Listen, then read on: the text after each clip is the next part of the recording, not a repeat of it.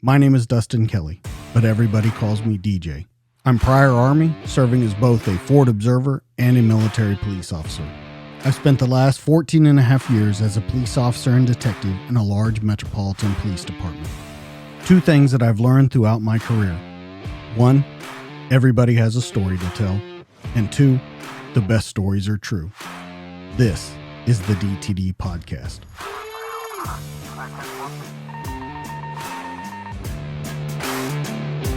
And we're live. Man, we're finally together, Nick. It's taken quite a while, couple different changes to our schedules, but we're here to talk. So thank you so much for coming in, telling your story, spreading the word about what you're doing now. After your service, you have continued on with service. So thank you so much for being here. Thanks for having me. I appreciate it. And thanks for being patient with me while I go through all my changes. Yeah, no problem at all. You know, Chuck Ritter had put us together and he said that you have a very important story that people need to hear. Then as I start looking through your stuff, I start listening to some other interviews that you've done. I start reading some stuff about you. It's pretty amazing, just your journey. I don't mean that from the combat standpoint. That in and of itself is amazing, but what happens after that is the real interesting part of your story. And I think you would agree with me that it happens far too often to far too many people. People are kind of slated, kind of put aside, and real problems aren't addressed that need to be addressed. I think we can agree on that before we even begin this thing. So let's do what we always do, and let's go back and start at the beginning. Your childhood, even here, is pretty important stuff. You grew up outside of Kansas City.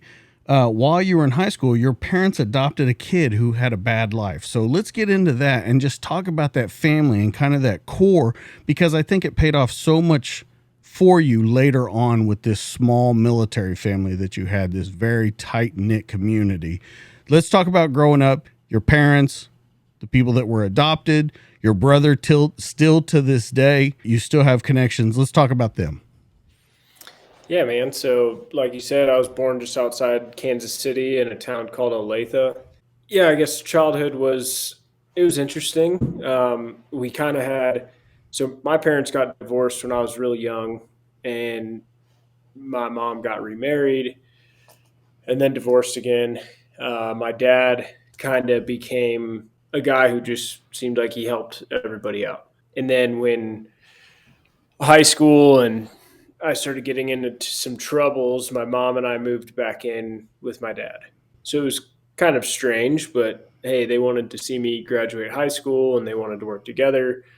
Well, and then it was there when we kind of had some, I guess, a halfway house, if you will. We had just a bunch of degenerate kids that would come in and out, and my dad would basically help us all as we went. And yeah, I mean, we would have some friends stay with us for weeks or months and then go back home. Like if they got kicked out, they'd come hang out with us. And then I went to school one day and saw this new kid who was struggling, and I just walked home with him one day and we just started talking, and he told me all about his life and his parents, that they were meth heads and they kept getting in trouble and they kept going to jail back and forth. And I was like, geez, man. And he's like, yeah, and my uncle hates me, but he loves my little brother. So there's that piece. And I was like, oh, he's being dramatic. And sure, should I go over there? And it was just chaos at their place. And I'm like, man, you should just come stay with me.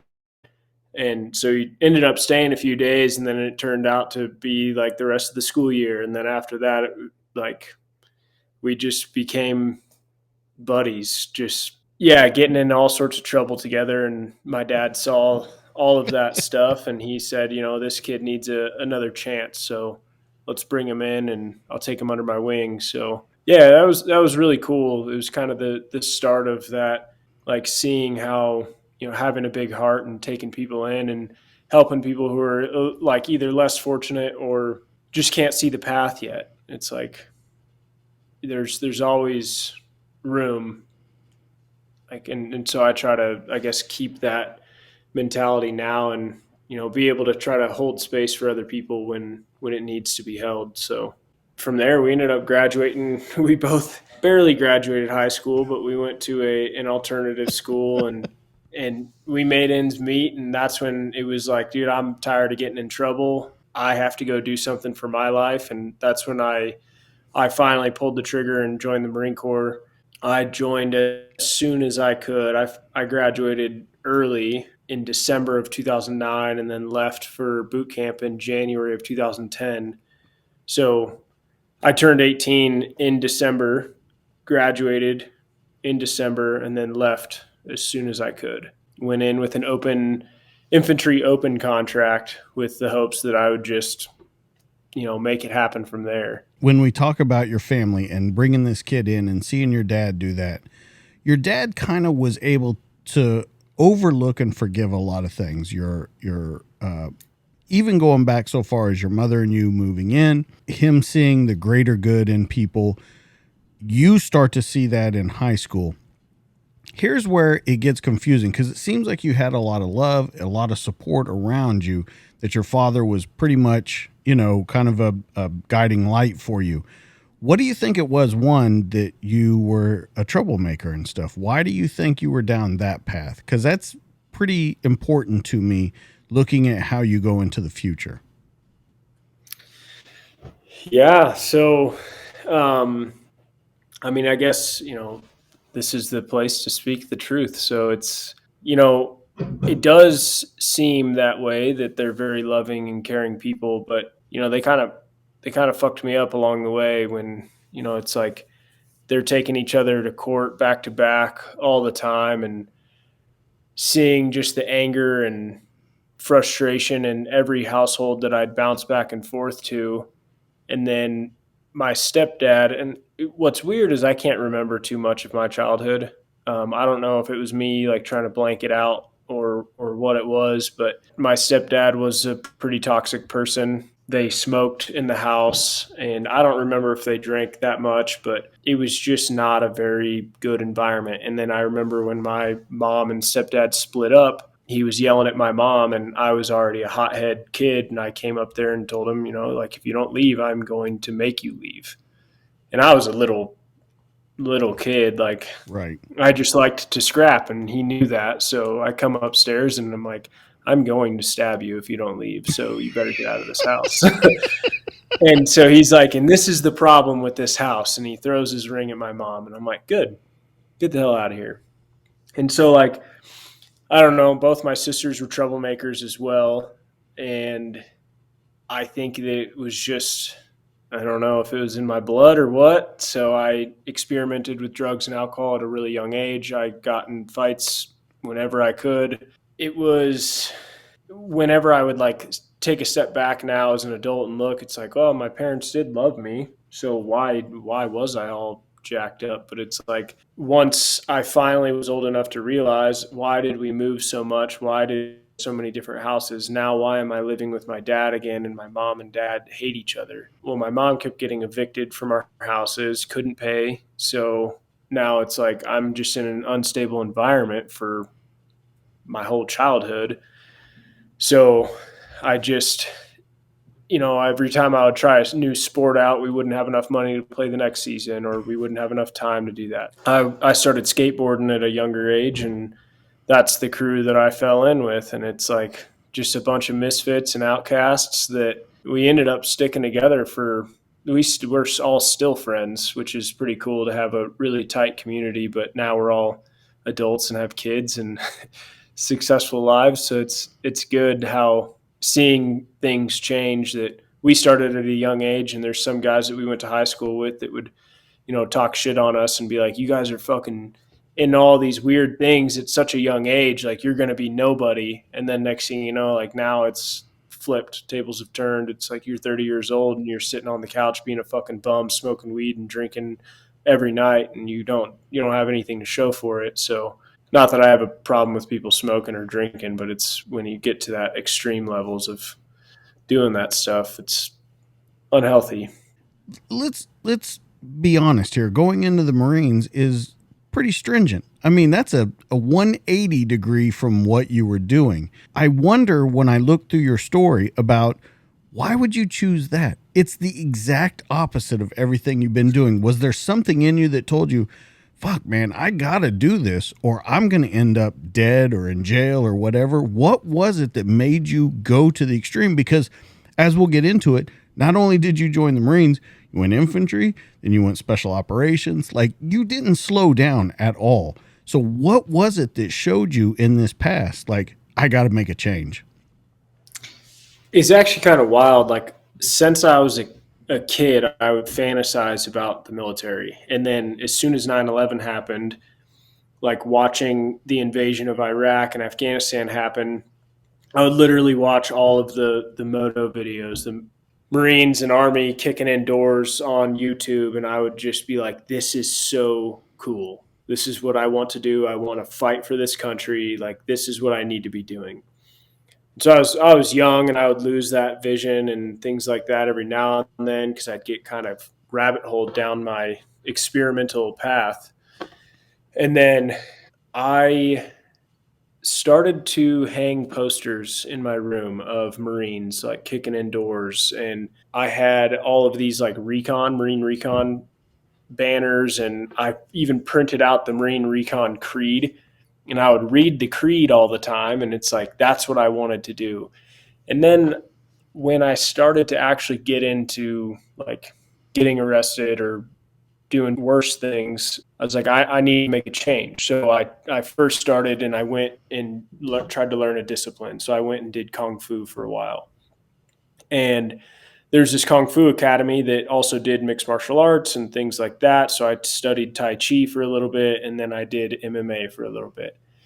And I went in there and I told the sensei or master, I said, hey, like, I think my mom might have went in there with me as well and said, hey, I'm in a lot of trouble right now. I need help. So I want to use this as an outlet, a good outlet for me to channel some of my anger and just bad habits. And he's like, okay, well, we're going to work your ass to death then. And so he would do that. And then one day he told me, he's like, hey, we have a good friend of ours coming in town. And he was in wherever he was, I think it was Africa, filming this series called Generation Kill.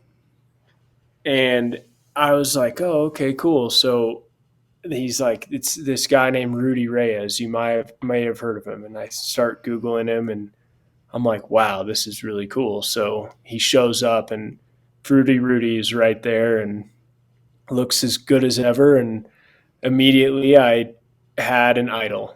I was like, this guy has done it all. I started reading his books and started following him along his path. And I got to spar with him a few times. And he basically told me when I was younger, like, if you don't get your shit together, then you're never going to be what you're setting out to be. I ended in trouble one more time and I saw like my mom crying. I lost my job and I was just like, I'm done with this shit. Like, I actually had a meeting with my recruiter set for the day after that. And I used my one phone call in juvie, I guess it was. And I called my recruiter and said, hey, I'm in jail right now. I am not going to make our meeting. And he said, okay, well, when will you be released? I said, I don't know, but I'll let you know as soon as possible. So I ended up getting released like either the next day or later on that night. Called him. I was like, I'm on house arrest now, so I can't come over to do this meeting. He's like, I'll be at your house in 20 minutes. So I'm like, oh shit, it's real. So he ends up showing up and brings all of everything that he needs to do. And it was later that day, I told him I'm super serious about this. I want to get my life together and do this thing. And he's like, okay, well, your community service is going to be at the office. You're going to do this, this, and this. And then I ended up joining like that poolee system. So it's like a program right before you enlist. You join the community of candidates, and I ended up becoming like one of the leader poolies there. So I started to become super motivated and I got all my shit together. I became sober for however long it was. And then the Marine Corps changed that pretty quickly once I joined. um, but yeah, it was pretty wild, the sequence of events that happened. Like, I met the right people along the way and that just kind of kickstarted it for me and was like I know exactly what I want to do. And I stuck with it. It was hard to get there because of all the weird things that I tried to experiment with. But yeah, it was definitely that life-changing moment for me, because I would most likely be in jail or dead if I stuck with that path. I was moving just as fast as I did in the Marine Corps out in the life as a crazy kid. So, Can we talk about what you went to jail for? um, well, I was already on probation for a like minor in consumption of alcohol. I tried to like rob the local grocery store and get some more beer while I was drunk. And then so I was on probation for that. I ended up going into my work. I worked at a skateboard shop, and I was high and drunk at work, and I was fighting in the back room when I should have been working. I was completely intoxicated, and yeah, some dude showed up at my work, and I was like, let's go in the back office and I'll beat you up. And we were fighting. So I'm bloody from this guy, and then there's two police officers that are standing there in the doorway whenever I turn around and see them, and they're like, I don't remember what they said, but I was like, oh no, I'm not going to jail because I've got things I got to do. So I tried to run right by these police officers that are standing in this doorway, and my head ended up going through the drywall, and I got handcuffed, and they made me wait for my parents and my boss to get there. And then the skateboard shop was in a mall, so I had the entire mall watching me as well. And that's when I got handcuffed and taken out, and I was drunk in public and fighting, and there was other like alcohol there as well. And yeah, so they took me away, and that was probably what got me the most. Not the fact that I was in trouble, but the fact that like my mom saw me, she was crying with disappointment, and the shame and just that look on people's faces as I was walking out. It's like, I don't want to do this to people anymore. I don't want to be that person that's burdening other people and making them cry in this way. Like, I got to make a change. So that's when it all kicked in, and I had that time in the little jail cell to think. And I thought I was going to be there for longer, but I think that somebody had my back on the outside and called him and said, hey, this kid needs to get out. And they ended up putting me on house arrest for a while. I got released from house arrest for good behavior. And then I told my alternative school that I was going to, it's like alternative learning school. So I told them my goals. I said, I want to leave here early. I don't want to graduate with my class. I want to try to graduate as soon as possible. So they just ramped up my studies, and I ended up completing like almost 2.5 semesters in a half a semester's time so I could leave for boot camp. Yeah, I don't know. It was pretty wild that all those sequence of events has happened just like that for me to get my shit together. Well, the thing that I think about is we look at that, and as crazy as that situation is, you call that recruiter with your one phone call. I want you to think about your life now, everything you've been through, everything you've done. You call that recruiter and he says, you know what? Fuck you. You're too much trouble. I'm not doing it. I'll go get someone else. That's not a fantasy to think that that could happen. Yeah. That guy says, nope, this is what we're going to do. I'm going to get this stuff put together. We're going to run you through this, and we're going to get you in. How much is your life different that he did that? A lot different. I mean, I definitely like, I've gone and visit him a few times and talked to him still. So yeah, I mean, I'm definitely forever grateful for that guy for working with me. As you go into the Marines, is it everything that you thought it would be? Because the feeling that I get from you in our talking and listening about you is you go headlong into stuff, but you can also get distracted quickly. When you go into the Marines, is it everything that you thought? Like when you get there, are you like, yes, this is exactly what I've needed to be doing this whole time? I actually did not like my first couple years. Yeah. Yeah, I'm, And that's what I yeah, kind of figured. yeah. Because so I joined with an open infantry contract. I could have waited 8 more months to go and be a recon marine or try out and do Right. that route. But I told the recruiter, like, I need to leave as soon as possible. So we made it work, and I went in and you get like a list, and it's like, okay, what is your priority? Where do you want to go? Do you want to be an infantry marine in 0311? Do you want to be an 0331 machine gunner, 0341, a mortarman, a 51, an assaultman? And I was like, well, I want to be, if I can't be a recon marine right now, I want to be either a 0311 or an 0331. I don't want to be a mortarman. And I got selected to be a mortarman. And needs of the Marine Corps, man. So they selected me to be a tube stroker, and I was pissed.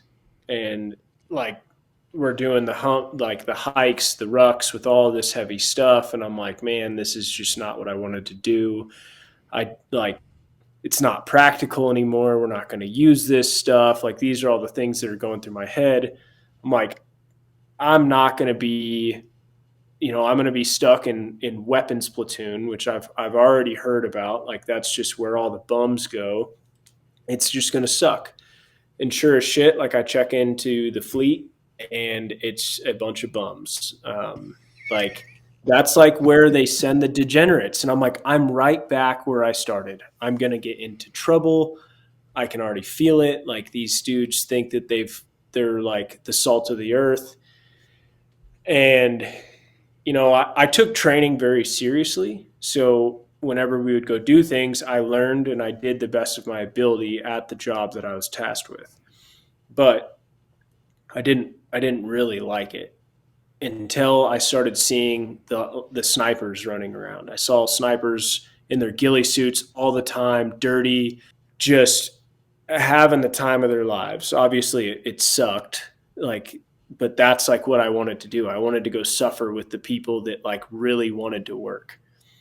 And so we ended up deploying on the 31st MEU, Marine Expeditionary Unit. So we just floated around the Pacific, went to a bunch of different countries, and I would go hang out with the sniper platoon. I'd pick their brain and be like, hey, I want to go take your selection whenever we get back from this deployment, because I'm sick of being with this mortar platoon because they're just a bunch of idiots. I got in more fights when I was there. Like I would end up sticking up for myself or sticking up for other new guys. They called us boots, and they would make us do the dumbest things. And it's like, I get it. The Marine Corps, like hazing and earning your rite of passage and things like that. It was a thing.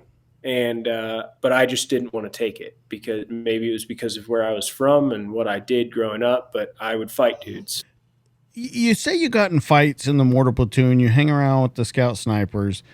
When you look at the mortar platoon, not at that age, if you look back on it at your age now and everything that you've experienced, is it your fault, their fault, or a combination of both that you kind of reverted back to who you were? Or the third alternative to it, do you think that you're just destined for this life of getting in trouble, getting into fights, speaking your mind? Do you worry about that?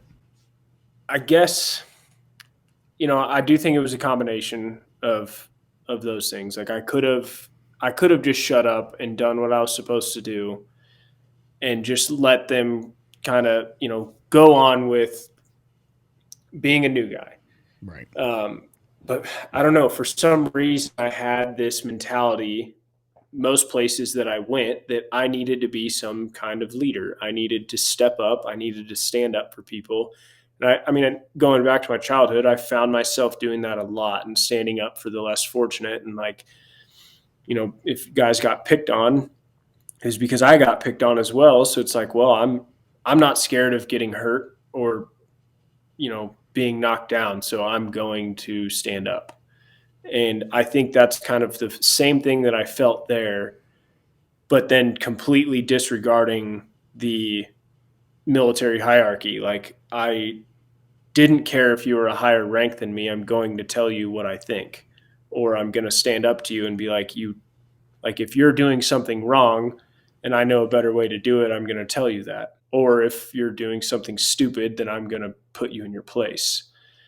So my drive to like do those things started to increase. And then I think that like you kind of bring, I think that that kind of mentality, I started to have those type of people surround me as well. So like the more outspoken leaders and things like that, or the higher leaders that would see me act like that, they would use me as their goon, if you will. So like I'd be the one that would either go mitigate issues with other platoons or things like that. Problem children in the platoon, they knew that I wasn't scared of telling somebody how it was, so I would end up going to take care of things. There was a couple times that there was problem kids that didn't want to do what seniors would tell them to do, and they're like, "Well, we know that Jones will tell somebody exactly how it is or take care of it in the way that he knows how to." So they'd sick me on them and they would tell me like, here's the problem. You need to tell them how to straighten up. And so I would go do that until I found myself like, once I did take that selection to go to the sniper platoon and I was around people that equally wanted what I wanted, it became totally different because I didn't, when I made it into the sniper platoon, I didn't like badmouth or talk back or anything like that to my seniors there because there was this level of respect that we had for each other. It's like, I know you worked this hard to get here, and I know that you've done a lot, like a lot of training, maybe deployments or whatever it is, but I just have like this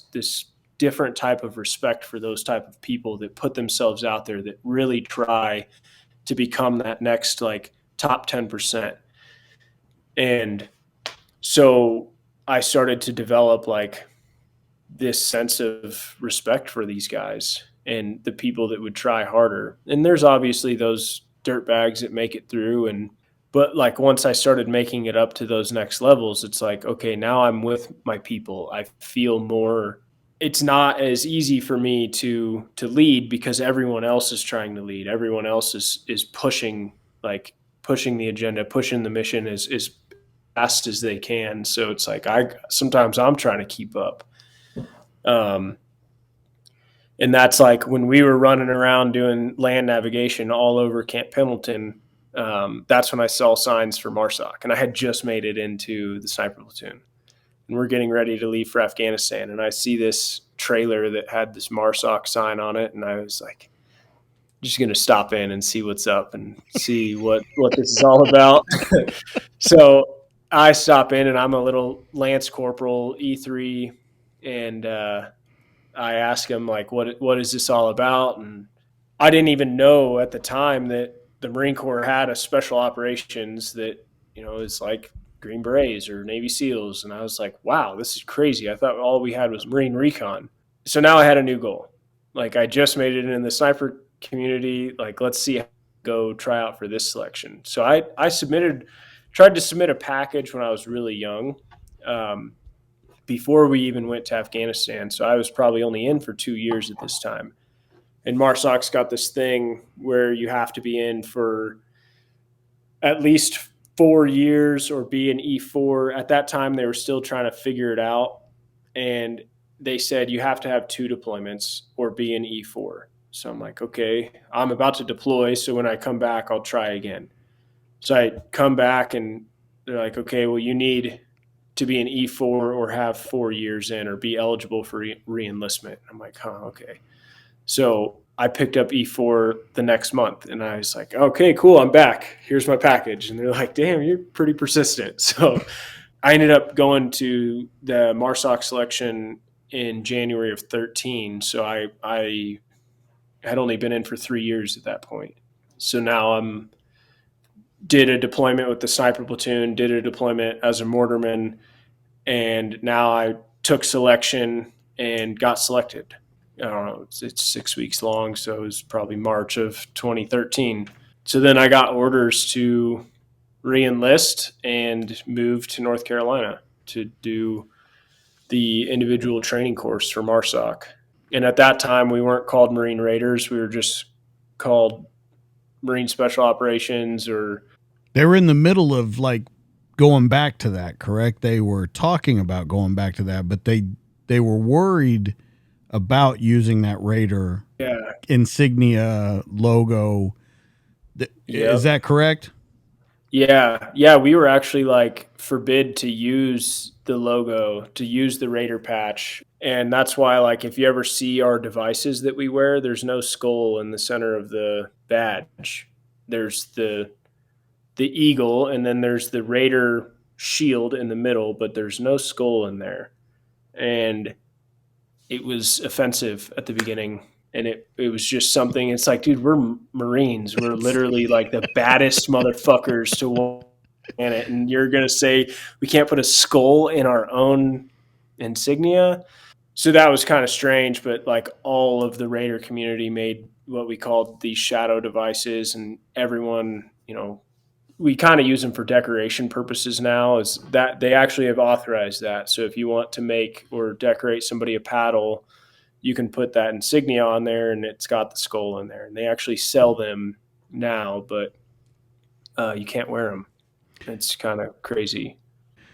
You make it to Scout Sniper Platoon. You do a tour to Afghanistan. You do a rotation into Afghanistan. You've already done the MEU. So 2 deployments, one we'll say to combat. You go over to MARSOC. As you're doing this with Scout Sniper Platoon and then going over to MARSOC, is this the first time in your life that you feel successful? Oh yeah. When I got selected for that sniper platoon, I was pretty ecstatic about that. Because I was such a small kid too, I would always kind of be told like I'm most likely not going to make it there. Like you're just this goofy kid that isn't, that worthy of it. And it was just like, okay, well, I have it here. Like I've got the heart. I can feel it. Like I want this. So why can't I have it? And then as soon as I would like push for it, I'd be like, man, I've got it in me. I know I can do it. So as soon as I got selected, I was like, all the naysayers are going to feel it now. Like I'm going to do it. And it was just like, I used that because even in high school, it was like I was kind of telling you before, like there was guys that would talk shit and they'd be like, dude, you're doing drugs at 14 years old. Like you're going to be nothing. Now it's like, oh, you want to try out for MARSOC or the sniper platoon? Like what makes you think you can do that? Like you're not going to make it. I'm like, all right, we'll see. So I kind of just used that my whole life to drive me into better positions. And and I, not saying that, there's naysayers now, maybe there are out there, but nobody really says it to my face, but I kind of use the same mentality. And it's like, well, I want to start a business or I want to start a nonprofit. And it's like, I don't know shit about it, but I'm going to end up doing it anyways, because I have that passion and drive to do those things. And it's like, I just need that goal, and I need to see like, where's the end point. I don't really need to know how it's going to happen in the middle, because I'll make it happen. I'll create it as I go, type of thing. The reason I ask you, do you feel like that was the first time you were at success? Because this is where I see your life take that upstroke. And you didn't care for the Marines. We talked about that in the beginning, that when you first got in, it really wasn't. Your life before that, we know about that. You become a success, but then as you do these things, you start to see that it's real. And I'm talking about mass casualty events. We'll talk about 2 dates in particular: March 10th, 2015, July 10th, 2017. You find out that this is real. You're a success, but there's such a dichotomy there of now you're doing everything that you wanted to do. You've proved all the naysayers wrong. You're living this life.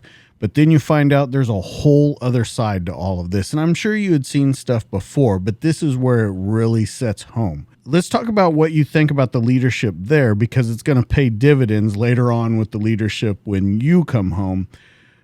How did you lead? And then what did you do to kind of move yourself forward now that you see these things happening? So March 10th, 2015, I was actually still in language school. So I had just graduated individual training course.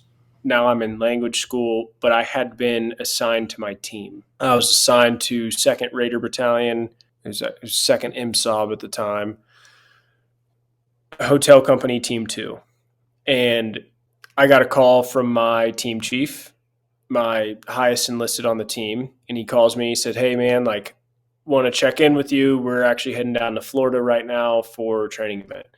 We'll be back in a couple of weeks, but after that, I'd like to link up with you and, you know, get things going, get you checked into the team." So I said, "Okay, cool."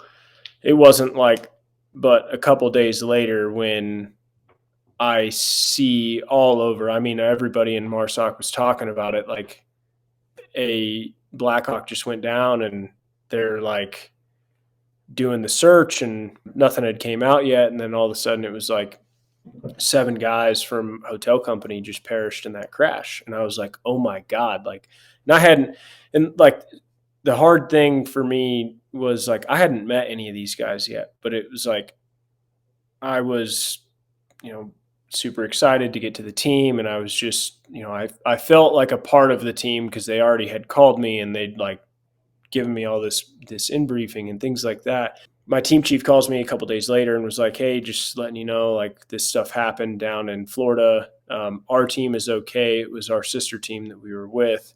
He's like, "But for the next several weeks, we're going to be attending funerals. So whenever we are back, I want you at the team room."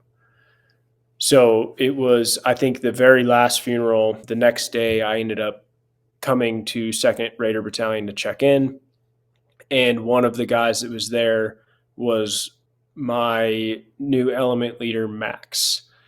And as soon as I go there to check in to the duty station, Max is actually on duty. And I see this big, huge, like, he's had his uniform on, he's stacked, he's got a lot of medals, a lot of ribbons, whatever it was, and he's got his hog's tooth hanging out. So I'm like, okay, he's a sniper. And he looked like a prison inmate and he was extremely fit. And I was like already super intimidated because here I am, a little guy. And then I hear him talking to all these other guys about the crash and about the guys. And I immediately felt this kind of like, I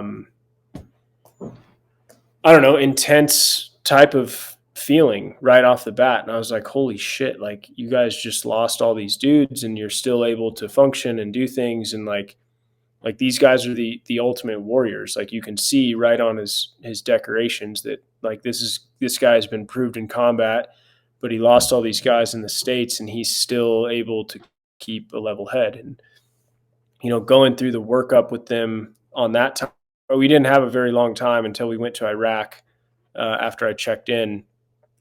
But the way that they could compartmentalize and kind of move these things to the side and still be there, lead and to train and to like, you know, truly mentor new guys into being a warrior that they needed on the team, it honestly like gave me hope. Like I was like, so you can go through these tragedies and still have the mental stability to fight and to push forward. So like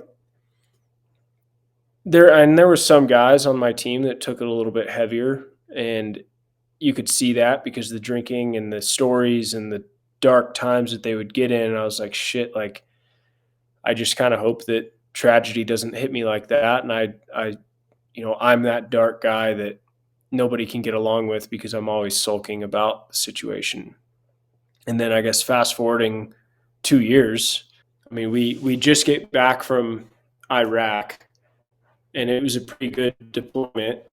It's funny because I told you I hated being a mortarman, didn't want to be a mortarman, but my team actually selected me because I was a mortarman. And they said, we actually view this skill set as something very valuable to the team, and we need that on the team.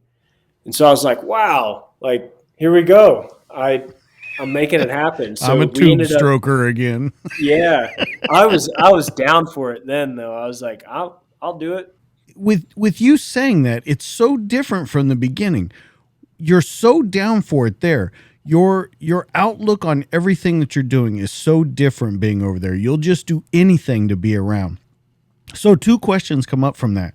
What makes the difference? And you're like, man, I'm down to do whatever you guys tell me to do. You want me to be a warman? That's what I'll be for you. And number two, you see these guys doing that. You're more treating them as a close family than back in high school, back with your real family. I don't think you would have been willing to just do anything for that family. This one, you're on the line. So is this the first time that you feel like there's a real family, something really to stand up for each other, something really to defend? Because you said you did that as a kid, but this is on a whole different level. Yeah, and I think that's where like I I truly like fell in love with like the special operations community because like as soon as like day one when I checked in, like this guy has been there, done that, and I can see it like right on his chest. But he takes me in as one of his own, like right off the bat. Immediately starts to mentor me, guide me, help me, whatever I needed. The team was there all the time. It was like they want nothing more than for me to be successful because if I'm successful on the team, then the team is successful. So it's like, why treat me or somebody new like a piece of shit? Like, why make, like, you're obviously going to do the grunt work. You're going to take out the trash. You're going to do dirty work. You're going to do things like that. But that's just the life of being a new guy. But there's no sense in like belittling them, downgrading them, like doing these things to just make them feel like shit because it's like we all know how much it's taken to get to this point and they truly see that there. And it's like I feel like back where I was, anybody can get there. You can be a piece of shit off the street, join the Marine Corps, and now you're in a mortar platoon or in a line platoon or infantryman or whatever it is. Like you can do that, but you can't make it to this level and not have something more inside of you. You like there has to be a drive. There has to be the want to succeed, and you could see it in all of them there. So it just made me feel welcomed, and it was it was that difference that made me want to try harder. It made me want to be a better person. It started making me like work harder and build my strength and actually like take my job seriously and learn different things about it because it was it's pretty crazy because it like I started studying more about being a mortarman. I learned more about like the FO procedures, like the forward observing, the fire direction center. Like I could do it all now. Whereas when I was there in the mortar platoon, all I was a gun monkey. Like I just stayed on the gun. They wouldn't even let me in to like mess with the forward observers or the fire direction center. It was like, no, you don't rate to be here. It's like, well, what? Like, why wouldn't you want everybody to learn this shit? So there, it was like they gave me free reign. They're like, if this is your specialty, learn it. Like, make sure that we can use this stuff downrange. And one of my mentors, other element leaders, he was spun up on mortars, but he ended up going to the 18 Bravo course over at the Special Forces qualification course. So he went to their weapons sergeant course, and so he knew so much about guns. And I wasn't scared to ask questions. So I literally just picked his brain all the time. Like, how do I get better at this stuff? Like, I want there to be, like, if there ever is a situation where we're doing split team operations, I don't want to have you looking over my shoulder because you won't be there. Like, I want to be able to do all this stuff on my own. He's like, well, then do it. Let's figure it out. So I think that was the difference. It's like there's trust, there's a common interest in things, and then there's like the fact that we all worked hard as shit to get to where we are, that everyone has that common goal to do better, to be better, to win the fight, not just to get by and to be a Marine. It's like, I want to be the best Marine. Now I want to be the best Raider. Now I want, like, we want to be the best team. We want to be sought out to do missions that nobody, you know, has the will to do. Like, we want to be that person. And that was like what was driving me to be better every day. So it was really cool. So going to the family thing, is that the first time you feel like a family? Because the way you just described them, we had a common goal. We got each other through things. Is that the first time you feel like you're really part of a family? Yeah, that first team, I mean, I had a bunch of big brothers that looked like, that really like looked out for me at every step of the way. And yeah, man, like, I really feel like I was truly valued. I really feel like I was truly, like, I don't know. It was pretty crazy, the experience that they had, the things that they had just gone through. Because the deployment right before I got there, they had lost their team chief, Master Sergeant Aaron Torian. He stepped on an IED in Afghanistan, and these guys, my mentors, my leaders, were the ones that responded, tried to save his life, and he ended up succumbing to his wounds. But it was like, why do they treat me like this? Why do they believe in me so much? And it's like, I think it is because it was a family. Like I was truly looked at as like the little brother in the team or something like that. And it was just like, it's crazy because that team was what bred me to be the leader that I ended up being, in the rest of MARSOC, because it was like they taught me things that, like, I still continue to use these days. Like, those two leaders specifically, when I first got there, were just like, I was so fortunate. All right, we got to check another date before we get on to 2020. July 10th, 2017. C-130 crashes in Mississippi. It's hotel company. 16 Marines on board die, 7 from hotel company. But this is where you have to step up and be a leader. You have to be a shoulder to cry on, to push people forward, just like that guy you saw when you very first checked in to MARSOC. That has to be you now. So we're talking a very short time later, 2 years. You're not that much older. You're not that much more mature, or maybe you are, but you have to tell your best friend that was killed in the crash, you had to give his wife the notification. So you have to be that guy now. So tell me how you do that. How do you become that guy that you just talked about for the last 15 minutes? Man.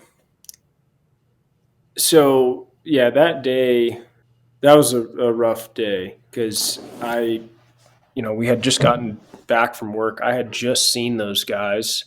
Most of them I had just said bye to. And I come home and crack a beer, hanging out at the house, and I get this phone call.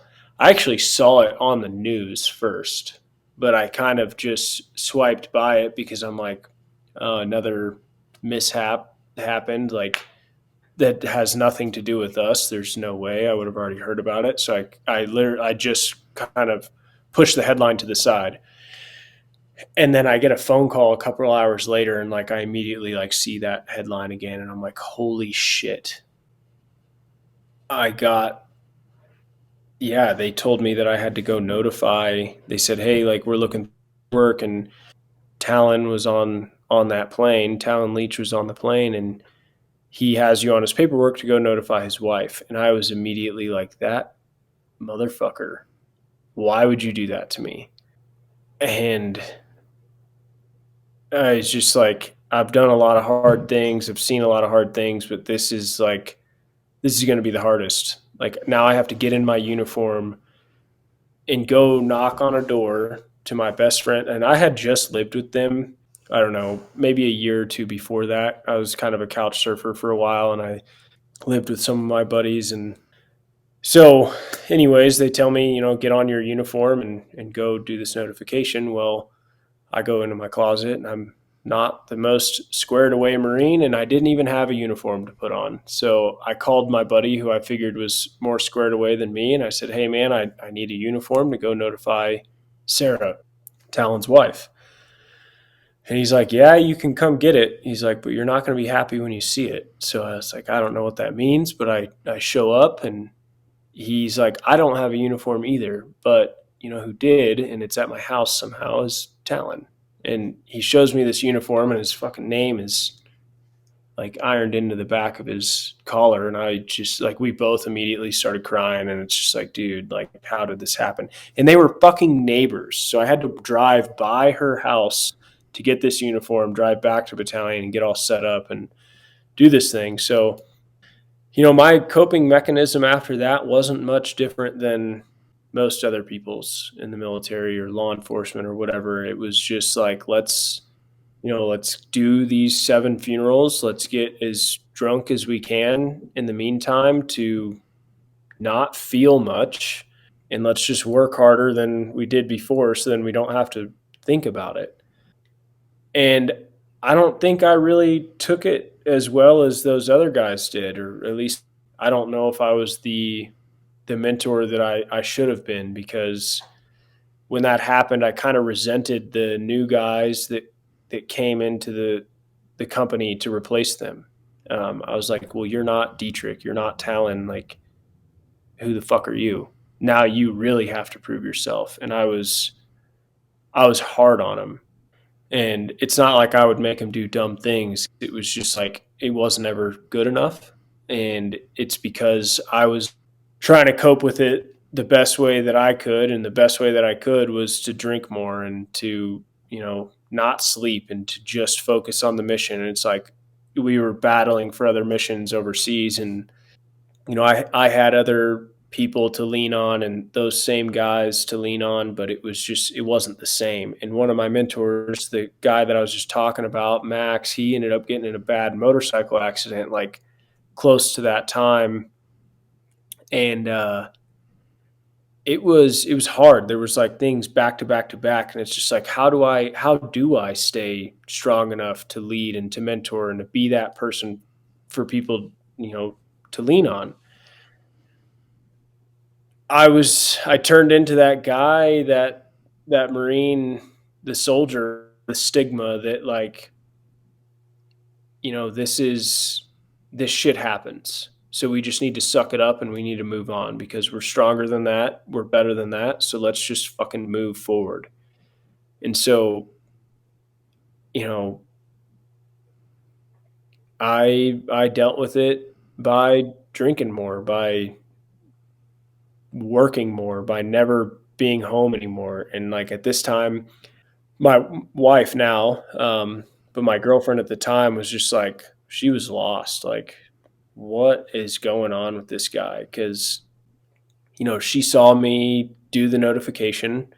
She saw me getting ready for all of that stuff, but then she saw me spiral downwards all the way until deployment and, drinking more than I ever should have been drinking and just trying to stay as busy as I could. So, it does, like, looking back, like when you put it that way, it's like, holy shit, like there were people that I looked up to right after that first crash on March 10th that like still were amazing mentors and idols to look after. And then there was me, how I dealt with it after that. It was just like, wow, like I could have done things better for these guys. But I was definitely looked at as the leader that was a hard ass. Like that's when I turned into like kind of a prick that it was like, we have the mission first, then you can deal with your personal life type of guy. I held that stigma. I was just like, like if something's wrong, then fucking suck it up because we've got a job to do. And honestly, I ended up deploying to Jordan right after that. And it was during my deployment in Jordan when I started to feel the effects of that trauma. I started to like lose like some of my cognitive functioning. Like I couldn't think very quickly anymore. I couldn't remember very much. It was like I ended up coming, I started to notice these things in Jordan. And I was just like, this is a little weird. I don't know what's going on. I come back home and immediately check into our Master Assaulters course, which is like a close quarters combat and breacher course. And there would be days, and like, I mean, we're dealing with explosives all the time, but there would be days I would forget my entire kit at home: helmet, ballistic vest, all of my shit at home. And I'd get to work and I'd be hanging out and I'd be like, oh my God, I don't have anything to go into the shoot house. Like, there's something wrong with me. Why is this happening? So that was kind of the first time that I finally raised my hand and said, hey, like, there's something not right with me right now. I need to go get looked at. And that was when I went and tried to get checked out for TBI. And that's kind of what they chalked it up to be, was a bunch of minor TBIs that started to affect me. So I started doing like all sorts of different modalities to help out with that, different therapies to help out with that. And I was like, okay, cool. I'm back on my game. But like looking back on it, knowing what I know now, it was a combination of drinking, poor sleeping habits, poor mental health, like zero time for myself. The blasts definitely don't help, but that was not like the source of my issues that I was having.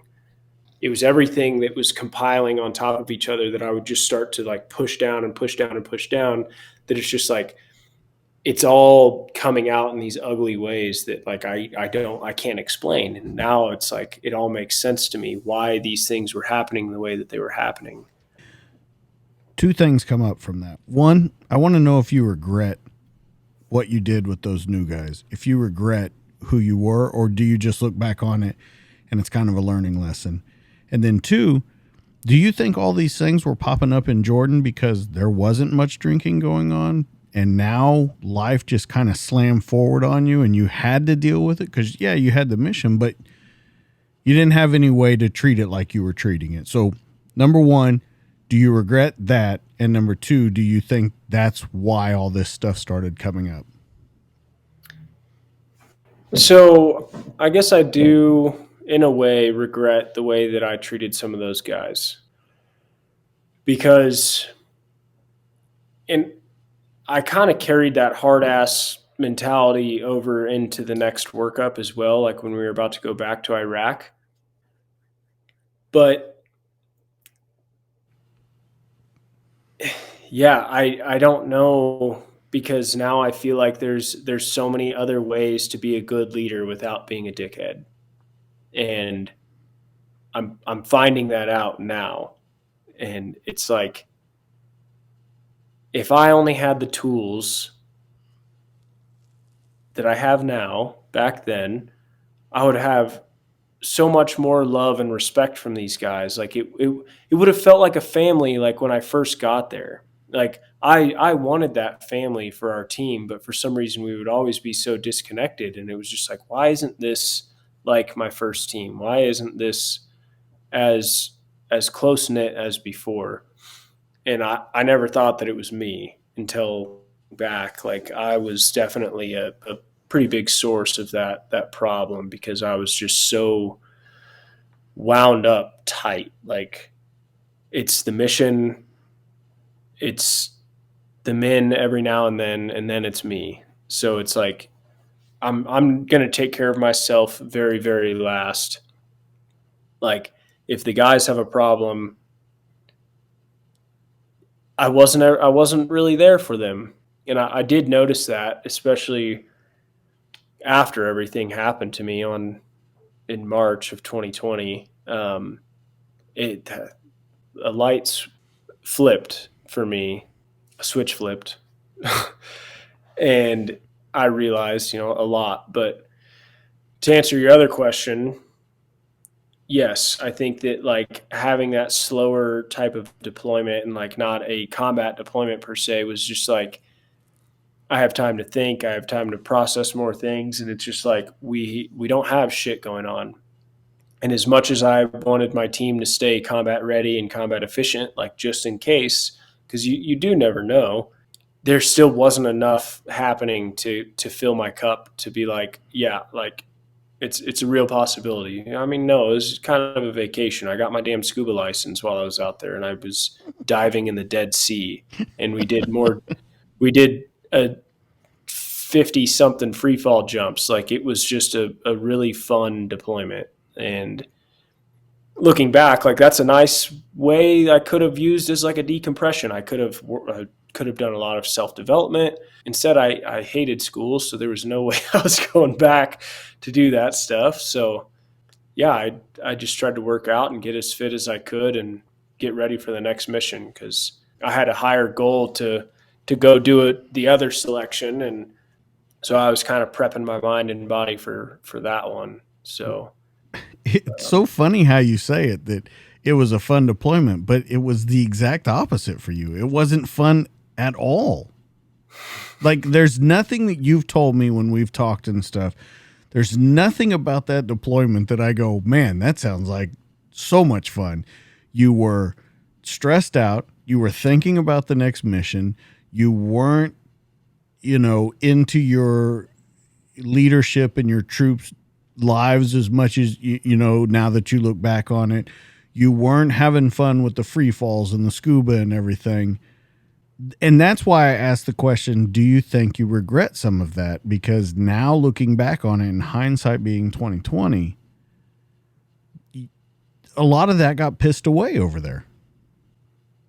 yeah, I actually think about that often because it's like I feel like I could have utilized my time a little bit better. I feel like I could have like actually enjoyed those things. And it's like I tend to say that a lot now because like whenever we were in the military or whenever I was in the military, it's like I spent a lot of time in the woods. I spent a lot of time out in the mountains and doing things that like running and gunning, doing all of these things in nature. Like we were in nature a lot, especially in the sniper platoon.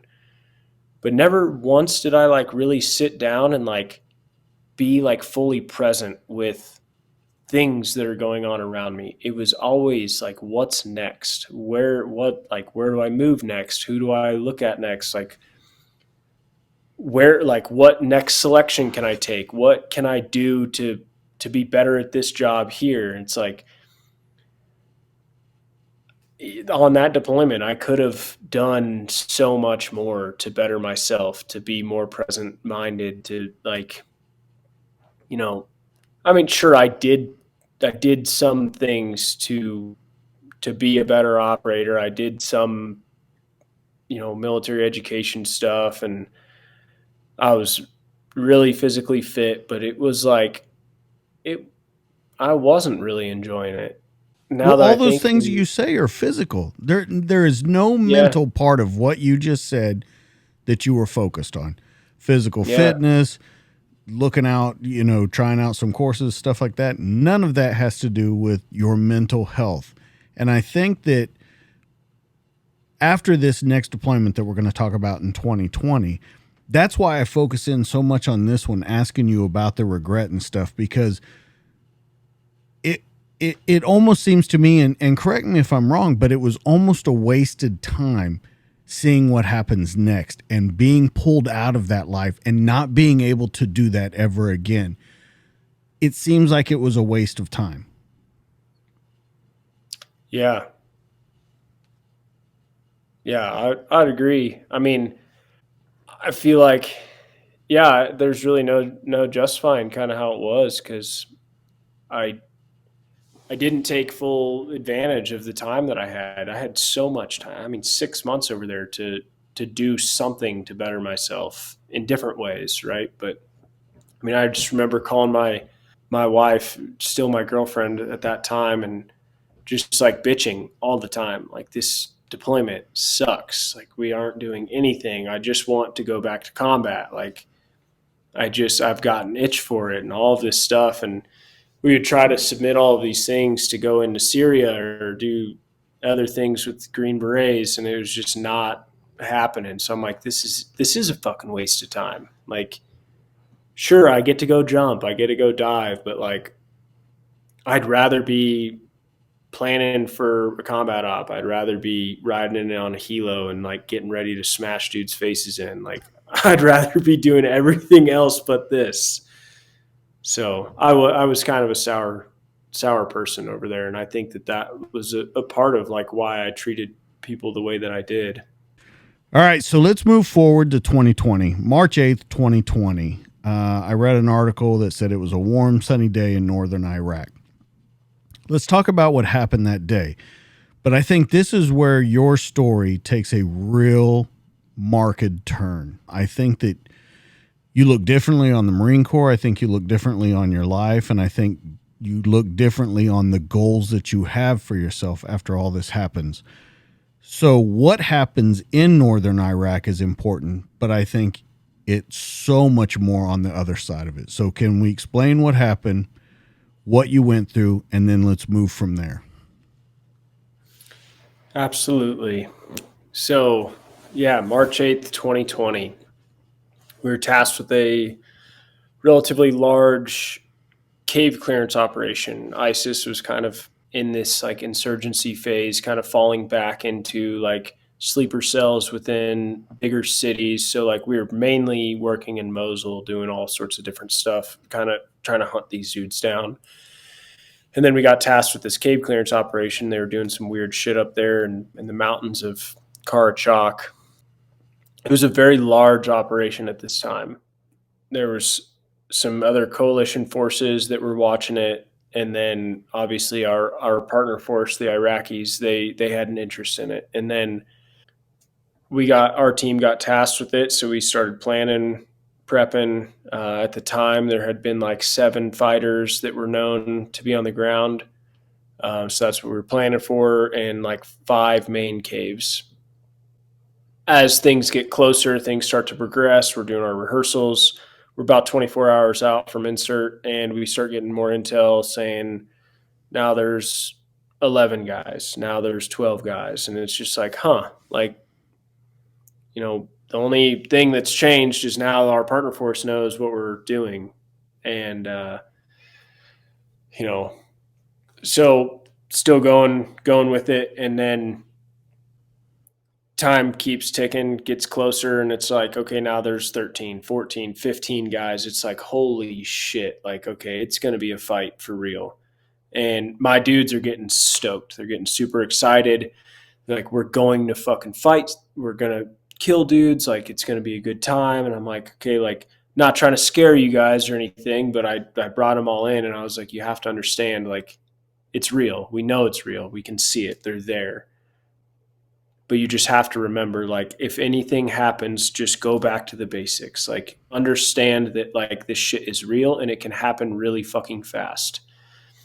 And just kind of giving them a little prep talk type of thing, because it's like 80% of my team hadn't seen combat before, but they were juiced. Like, they were just as hungry as I was my first combat deployment. And it's just like, you should be that way. You should be hungry to go fight. And I was happy for them.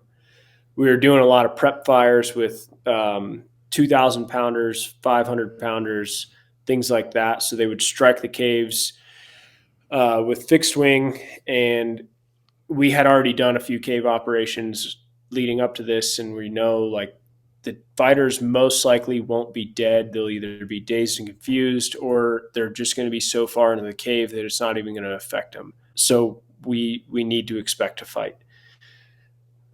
We had a support by fire insert with snipers, machine gunners, and Carl Gustav guys insert as we were flying in on the helos. And we're flying in, and it was funny because I'm sitting on the very end of the tail of the bird with my team chief, and I'm looking out, and I'm like, Northern Iraq is a beautiful, beautiful, like, landscaped country. Like, at that time, there was these beautiful rolling hills, green grass everywhere. And then, like, I look up over the mountains and I see the plume of smoke from the fucking bombs dropping. And I'm like, and that's why it's a shithole, because we're out here hunting these dudes. One with nature. Yeah. And So we end up landing, and it was broad daylight. And, we're training an Iraqi partner force that is supposed to be a part of their special operations. So, special operations, we prefer to work at night, but we landed in the daytime. So that was like one of many things that were just not okay with this mission. And the fact that they over doubled in size from the first report and we still went was another iffy part. But that's what we do. We fight, and that's what we wanted to do. So our plan was basically to do like a top-down clear of all of these caves. The way that it worked was like, it's kind of hard to envision, but there was this huge. We were in the mountains, and there was this like big finger that kind of ran down, and there was cave systems that like ran off the side like this, basically trickling down into a valley, into this huge bowl. We only thought that there was 5 main caves that they had been using. By the time we like start getting up there, we're like, ISR and the snipers are picking up on other fortified caves all over the place. And as we walk through and we like crest up and over this hill, I see this first bunker, like rocks stacked, this blanket blowing in the wind, and I'm like, holy shit. Like, I got this really eerie feeling, and I was like, this is going to be intense. Like, they're all over the place. So we start walking down, and like our partner force starts getting really scared. They could feel something was going to happen.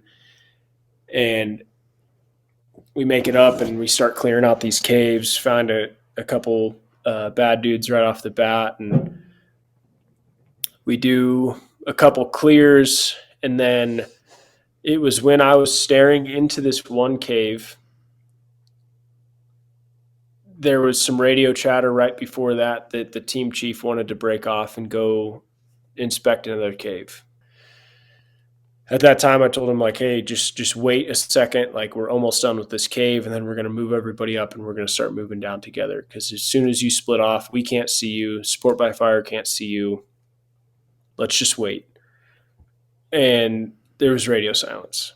Like, he's going to do what he's going to do. So he ended up breaking off and going down there. And I'm clearing out this cave. I had just chucked a grenade in here, and I pop up and I look, and I'm staring this dead ISIS fighter right in the face. He's covered in dust, like completely white. It was wild looking. But like, I'm looking around in there, there's like IED components out the ass in there, like all of these circuit boards and wires and jugs and things like that. This fighter was all kitted up. He had his battle rig on. He had a gun like right there in his hands. There was another gun right behind him. There's a PKM mounted up into the hole of this cave that he had this like tunnel system where he could go up and around and like mount into this PKM that was in there with this big bag of ammo right next to it. Like, it was the most wild thing I've ever seen. And the fact that they live like that and they fight like that was just crazy to me. And it's like, shit, if we would have came up from the south where like like a force probably would come from, like, you'd get mowed down in a heartbeat. So anyways, I'm taking all of this stuff in. I'm looking at this guy, and the next thing you know, like, massive eruption of gunfire, grenades, explosions, all of that stuff opens up behind me, just like hell is opening up. And I'm like, holy crap. And I start hearing all this radio call come in, and they're like, we're taking contact 30 meters, taking contact 5 meters. And then it's like, casualty. There's a casualty down. And then shortly after that, like seconds after that, there's an eagle down. And I'm like, oh, fuck. I'm like, it's okay. Like, they've got it under control. Like, we're all trained for this. And then not even a second later, there's another eagle down. And I'm like, oh, fuck. So at this time, my partner force was standing there not knowing what to do. I told him to stand here, hold security on this cave, and I got to go. And I basically just turned and ran. And I run down this terrain feature, and I pass a couple caves on my way there. And like, there's blankets and like little hidey positions in there. So I just, as I run by, like, I don't know if they've been cleared or not. So I just shoot in there and shoot in this one and just keep moving. Let's fucking get there. And I don't know if I have anybody behind me or not. I just moved as fast as I could, and I got there, and there was some gunfire still going on in this little ravine, and a few people standing around. And I said, "Hey, where are the casualties?" And nobody answered me. So I was like, "Okay, well, there's shooting going on in here. I'm going to jump in." I throw my ruck off, and I had a whole bunch of explosives and like other things in my ruck that we use for caves, but I needed to be a little lighter, is what I thought. So I just threw my ruck off and jumped in there into this ravine. And there's one guy in there. He's a French special operator, and I get kind of close to him, and I'm crawling around on these rocks. And I said, "Hey, where are the enemies?" And guns pointed this way. This is obviously where the fight is. So I start creeping up on these rocks and pretty big boulders, and like I poke my head up, and I got my nods on, thinking if we go into a cave, I need them, whatever. So I poke up, and like as I get my helmet kind of just up and over this rock, I see this fucking disgusting, insanely fortified cave looking straight at me. And obviously they see me too, because at this time, like, they open up at me with everything they got. But at the same time, I saw a body laying there. And that's when I was like, okay, well, there's one casualty, and dude's totally dead. Like, there's no way that guy's alive. And all of a sudden, this French guy starts yelling, and he's like telling this body to roll in French. He's yelling something. And next thing you know, like, I see these legs fly up in the air of the guy that I thought was dead. And because, like, I don't know how they're shooting that much at me. Like, they're definitely hit him. Well, these fucking legs fly up in the air, and I immediately got a wild hair at my ass and decided to run up there and grab him. So I chicken wing my gun, and I'm shooting as fast as I could. And I run up there and I grab his legs and I pull him down. And I yank the shit out of him, get him down these rocks, and fight my way back. And then we push him down as much to the other fighters down there. The other French guys and some Americans came and pulled him the rest of the way, while me and this other guy kept fighting a little bit. And then next thing you know, I'm the only one in there. I'm still fighting. They're still shooting back at us. A guy like kind of comes up top of me and was like, "Hey man, like, you need me to come down there?" I said, "No, just throw a smoke or something, because we need to get out of here. Like, we're going to die in here." So he finally throws a smoke grenade, covers me, and I get out. At this time, I still don't know where the U.S. casualties are, but I know that there's an eagle down somewhere. So I go up, and I have the snipers walk me on to where they think that the casualties are, and there's this dead tree. So I go and I start walking closer and closer, as quiet as I could, because I'm on their roof now. Like, I'm on top of the roof of this cave. Like, there's this big overhang rock that kind of looks down and into their cave, but there's also an opposing cave on the other side. And so anyways, I'm walking up and I see the first body, and I'm like, oh shit. I mean, just from the looks, I could tell, like, he was definitely gone. And then the second one, I move up a little bit closer, and I see him a little bit closer to the entrance of the cave. And I was just like, he looked like he was kind of still sitting up and had his hand on his gun still. And I whispered his name a few times. Just, it looked like he still had some life, but he didn't. And so I went back and I was like, well, the team chief is dead, and the executive officer of the company is dead. He got promoted to majors after he was killed, but two very high ranking individuals out there on the mission were killed. And I took it upon myself to take control of the entire tactical situation that was happening down there. We had a few officers that were up on top of the hill, but nobody had the essay like I did, and I was the only one that saw those dudes. So I was like, well, it's no longer a clearance operation. It's a recovery mission now. So I got everything that I could together, and I went back up multiple times to this cave, this rooftop, and I would lean over the overhang and like look down like into the cave and just chuck grenades in there trying to kill the guys. I would throw like a smoke grenade and then a grenade to like blow the smoke into there even more and like try to suffocate them or kill them that way. And every time I would get up there, I'd start getting shot at from all different angles. And I'm like, where the fuck are they shooting at me from? And then we find out like the whole bowl that we're in is lined with other fighting positions, and they're like in the walls of these caves. At one point, there was our Carl Gustav gunner. He was up there, and he's like, I can hear people talking below me. And he like sidesteps around, and there's like this other cave entrance that's right there. He's like, it was fortified, and he's like, poof, shoots a Carl G into there, and it's just like, whoa, what is going on up there? Like I see this explosion on the side of the mountain. It's like, this is insane. They're everywhere. And so anyways, I start working harder, and I go up there again and I try another attempt and still getting shot at. So I ended up calling in like an Apache and shoot the 30 millimeter cannon. No, no real effects. Then shoot a Hellfire. No real effects. Is that danger close on your position?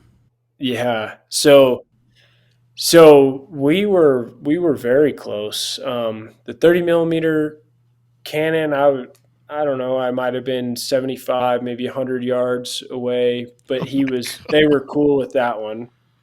And I told him like, hey, I need you to thread a Hellfire in here. And he's like, well, you're going to need to get back like 200 to 250 meters or something like that. I was like, look, man, I'm tired. I have no water left. I have been fighting for a very long time. I'm not moving anymore. I'm hiding behind this rock right here. You can see me. So just don't hit me. I gave you a 10-digit grid.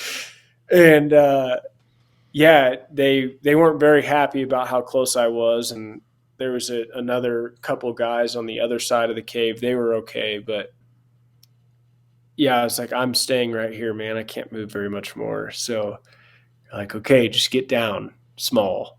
So that was actually really scary because they hit the cave and like, I mean, it shoots shit all over the place. So it was pretty wild, but it didn't have any effect on the cave, which was insane. So I called back up and I said, okay, sir, like I'm going back in. And we at this time, like finally, like the other assault force that had been clearing this like lower village at the time, they had finally flew and made it back up there, and we had all reconnected, and now we're all online coming up with this plan. And basically like I knew exactly where the casualties were, so I'm taking the same spot that I had. These guys were all pushing up online together, and it's like shoot at any cave that you can see. Like let's just suppress the shit out of them. I'm going to get up there, I'm going to get this lull, I'm going to jump down there and save these dudes. And we start going up, things are going well, we're shooting, we're suppressing them, and then all of a sudden, like as I get closer, I we start taking contact. You can start seeing all the dust and shit come up around us, and then it's like smack, like right in my leg. I feel this like baseball bat fucking smack me right in my leg, and I immediately like went to the ground and tried to find cover, and was like, damn, like I'm pretty sure I just got shot. And so I was looking at it, couldn't see any blood, but I like crawled over to my medic and I was like, hey man, I think I just got shot. And he's like, what do you mean you think you got shot? I was like, well, my leg hurts pretty damn bad. And yeah, I can't really walk on it. And so he cut my pant leg up and he's like, oh man, yep, you're bleeding. And so we did just a pressure bandage on it, but it was hurt. It hurt so damn bad, and my leg was already super swollen. So he's like, "Well, maybe it broke your bone or something like that." So they wanted to medevac me right off the bat, and I said, "No, like we cannot do that yet. Like, just don't call it in. I'm fine right now.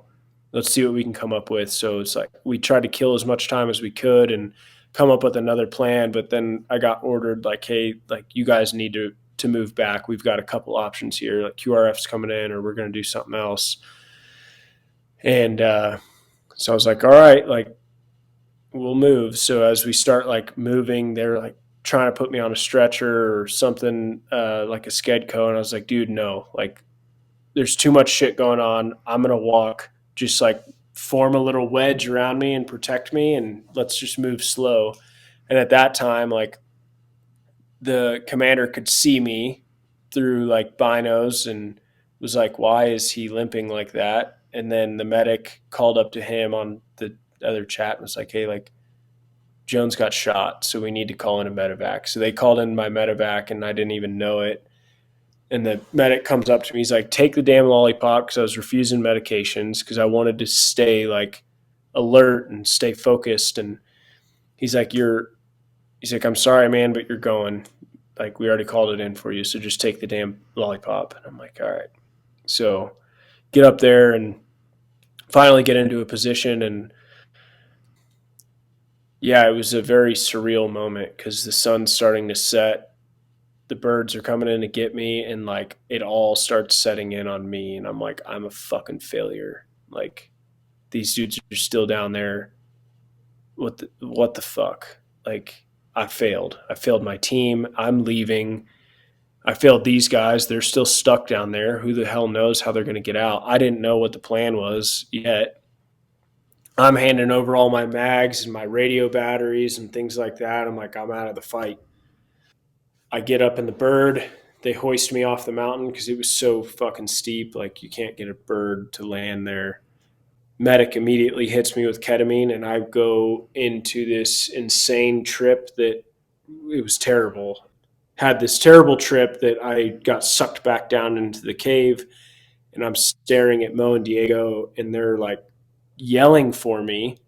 I've got my Peltors on, and I can hear them yelling at me, and I'm trying to talk back to them somehow, like trying to talk to them. And then I wake up in the hospital and I'm like, oh my God. And I like break out. It was like a fucking movie. I start screaming. I'm like, I was so fucking close. Like, it was insane. So I was happy that I got pain medication on the bird, but I'm kind of mad that they hit me with ketamine like that and didn't give me the other drug Versed to help like not have those visuals. So, and then like I guess to speed up that whole process from there is like I ended up going back home about 3 or 4 weeks after the incident because I tried to stay there as long as I could. Pain kept getting worse and worse and worse. And I was like, I got to go back to the States and get surgery and get treated. So as I go back home, COVID is running rampant in the United States and in every other country that I went to. So there was nobody around. Everywhere was a ghost town. And then I land in the States in Wilmington, and my wife and Mo's wife were there to greet me. But there was nobody else from the Marine Corps. There was nobody from MARSOC, nothing. So it's like, it's late. It's fine. No visitors at my house. I was told to go quarantine for 2 weeks before I could go up to Walter Reed. Coordinated my own travel up to Walter Reed. Drove myself up there, or at least my wife drove me up there. No visitors in Walter Reed. Not even Wounded Warrior Project. Not the Marine Corps liaisons up there. I was up there for several weeks getting surgery, reconstructive surgery, trying to reconstruct my nerves. That totally failed. I had like 6 major surgeries in under a year, and I got 0 fucking visitors. I was completely forgotten about by the Marine Corps and by MARSOC. Some friends would call and check in on me, and that was great. But it was kind of like one of those things, like we were talking about family at the beginning. Where the fuck was the family then? Like, you know, I didn't know like the what I was getting written up for or anything like that, but I still like risked my fucking life for hours fighting for these dudes, and we just lost two like great Americans, high ranking individuals, and I still didn't even get a phone call, didn't get like anybody to come visit me. They kept using COVID as an excuse. I couldn't get any mental health help. Like it was finally during the celebration of life for Mo in like July, late July, when I fucking had a serious mental breakdown there during roll call. Like I couldn't control myself. I sounded like a baby crying in there, and it was like couldn't catch my breath. I started to hyperventilate, and I walked into the back of the room and pulled the medical officer aside, and I was like, I don't care what you need to do, sir, but I need help now. And I was still put on a waiting list, and I tried everything that I could to get help as fast as I could, and that's like that started my journey to finally like working, getting the help that I needed mentally. Everybody knew I was in pain physically, but I did an okay job at holding it in mentally until that it fucking broke me down. And I was still active, so I see guys, I was still around, and but I was going up and getting surgeries all the time, and then I ended up having one surgery that I got like this super minor infection at the beginning, and it turned it into something so severe at day 10 that I damn near killed me. I went septic. I had 106 fever. I had to get rushed to the hospital. Like I completely fainted in my house, throwing up on myself. And like my wife, thank God she's strong and like physically fit because she's carrying me from one room to the other, from the car to inside the house. And like, if man, a lot of people check in on me during those times, like calling me to see how I was doing, but like very rarely would check in on the wife. And it's like that lady put up with so much shit. Like she helped. We had two dogs. We treat like children, so we have all this stuff for them. But like every time we would go up to Walter Reed, we didn't know how long we'd be there. So it's like we're taking the dogs. We got to pack the entire house. She's got to pack this stuff for me. I couldn't hardly walk, so she bought me this electric scooter that I'd scoot around on with a chair on it. So it was great. But it's like, I mean, she literally carried me through this stuff and slept by my bedside. And every hospital room that I was in was just, I mean, if I wouldn't be here if it wasn't for her. So know, the wives, the spouses, or any of this shit, like they're some true heroes as well. So it's not enough that like we give enough accolades to them because she helped me through some very very dark times. Absolutely. And there's so much from that to unpack. I want to go back to the to when you're getting getting ready to be medevaced out and stuff. You mentioned a word that really stuck out to me. You said you felt like a failure. Hmm. But then I remember back to when we were talking about your high school, and you said when you got in the fight in the skateboard store and you were being brought out and you saw the look of failure, whatever it may be, in those people. We understand that that's two different things. Why is it that you feel the exact same way, though? You've done everything you can. You spent hours trying to rescue these guys. Why is it the same thing for you? And that's my first question out of this whole thing to unpack.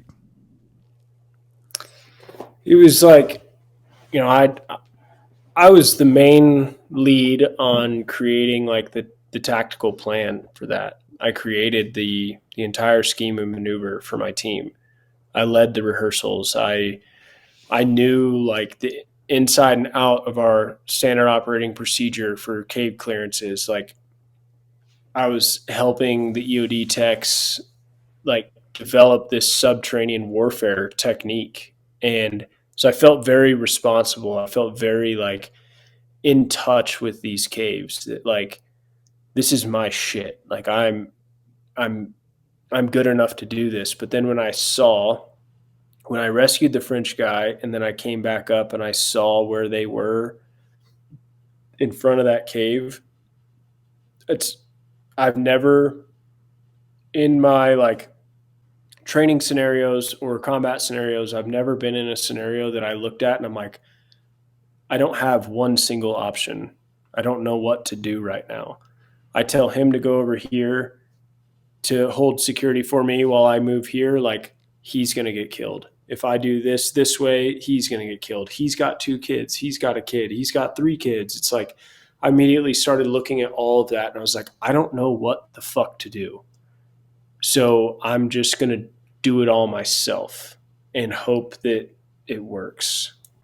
And I didn't do it all myself. There were so many people out there. Like, the snipers were shooting within feet of me. Like, as a soft level 1 sniper, like, you have this qualification where you have to shoot within 400 meter or range of 400 meters within 1 meter of a friendly force.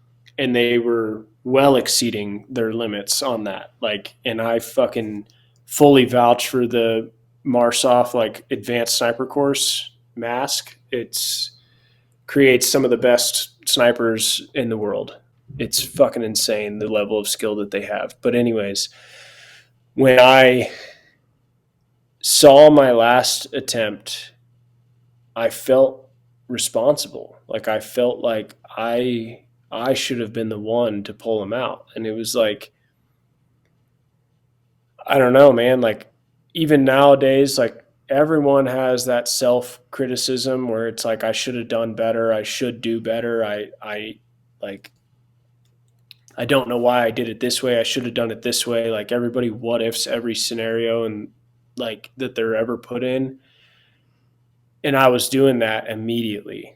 It's like, I should have done this. I had so many explosives in my bag. I could have just swung it under there. I could have blown them to smithereens, and then I could have been right in there. And it's like, or I could have died doing that too. Like there's so many what ifs that I picked that thing apart every day for 2 years, every single fucking day, because I was in so much pain.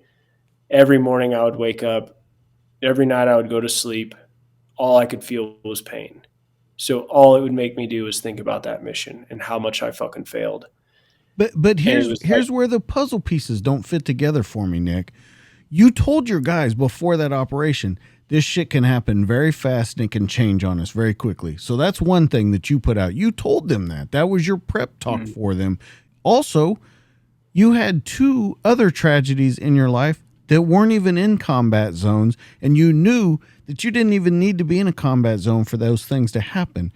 So I'm wondering, I understand that you picked it apart right there, but where the puzzle pieces aren't fitting together was you knew all of this. How did all of that go out of your mind immediately?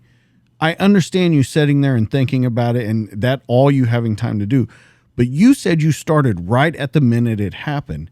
You knew all that stuff was possible. So how is that blocking up your train of thought? I don't know, man. Maybe it was like how complex the situation was, because I was stumped. Like, I didn't know what to do. So it was just like, it's not like I sat there like with my mouth open and was just like, I'm like, Of course. I've got nothing left. But it was Right. like all of this shit started, it all happened in my head. And it was just like, it is confusing. Yes, it's hard to deal with. At the time, I didn't sit there and sulk about the casualties because I knew that they were gone. But I knew that I needed to get them out. And that, I think that's where like that failure piece comes in for me, is like, I set out a goal that I didn't attain. I did not complete my mission. In the end, the mission was complete. Delta Force guys came in. They ended up killing a bunch of guys in that cave. They came in, they fucking crushed it. There's a suicide vest that ended up cranking off in there that minorly wounded a couple Americans, but they had a hell of a fight. But they rescued our guys, and they brought him home. It was a mission success. But for me, I failed as a leader. I failed as a teammate. Like and that's like what I was feeding myself was like, because now I look at it and it's like exactly what you said. I did everything that I could have done that day. I extended all of my grenades, all of my 203 grenades, I fucking called in an Apache. Like I had the guys shoot their snipers like well within minimum safe. Like I did all of this stuff that, you know, some people wouldn't even dream about doing. And then I walked out of there after I got shot. Like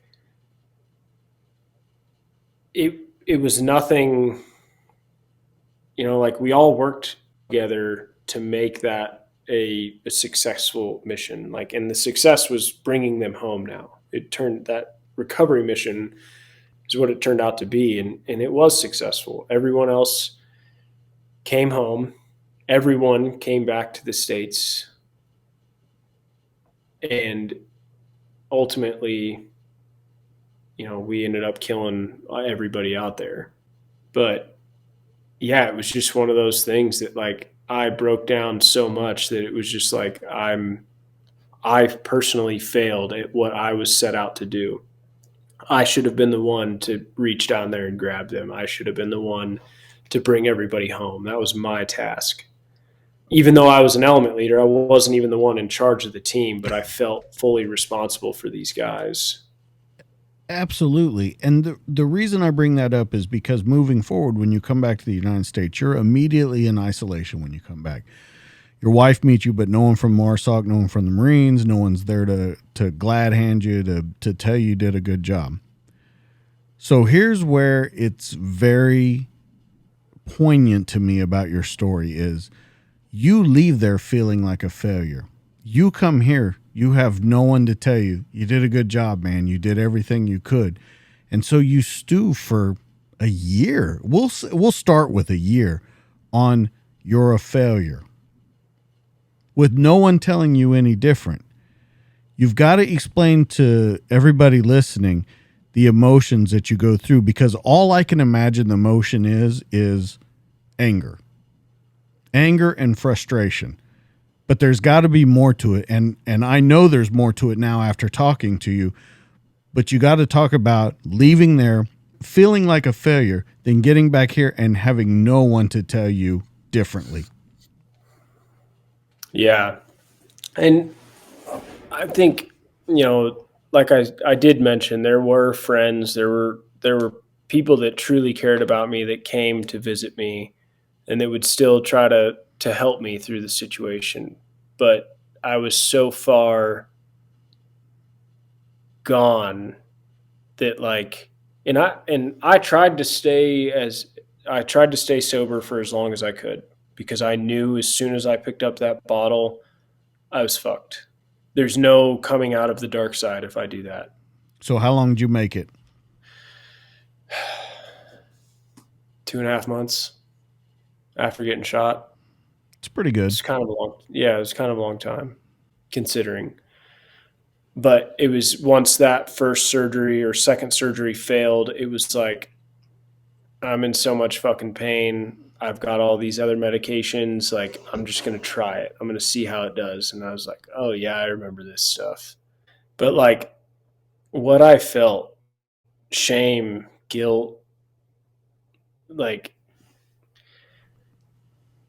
you know, I kept talking about at the beginning, like I was that guy that carried that stigma around that was just like mental health is weakness. And I remember at one point I was sitting at the dinner table with my wife sitting right across from me, and out of nowhere, like I don't remember what we were talking about, but out of nowhere I started bawling my eyes out, and she's like, "Oh God."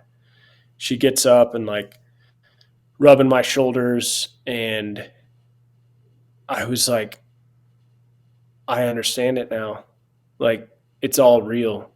This this term that they use, PTSD, this is real. Like, I can't get this shit out of my head. These visions, things like that fucking ISIS fighter that like is burned into my face forever. The things that they were doing to my teammates whenever I would come up to that cave, like it's all burned into my mind forever, and it's haunting me.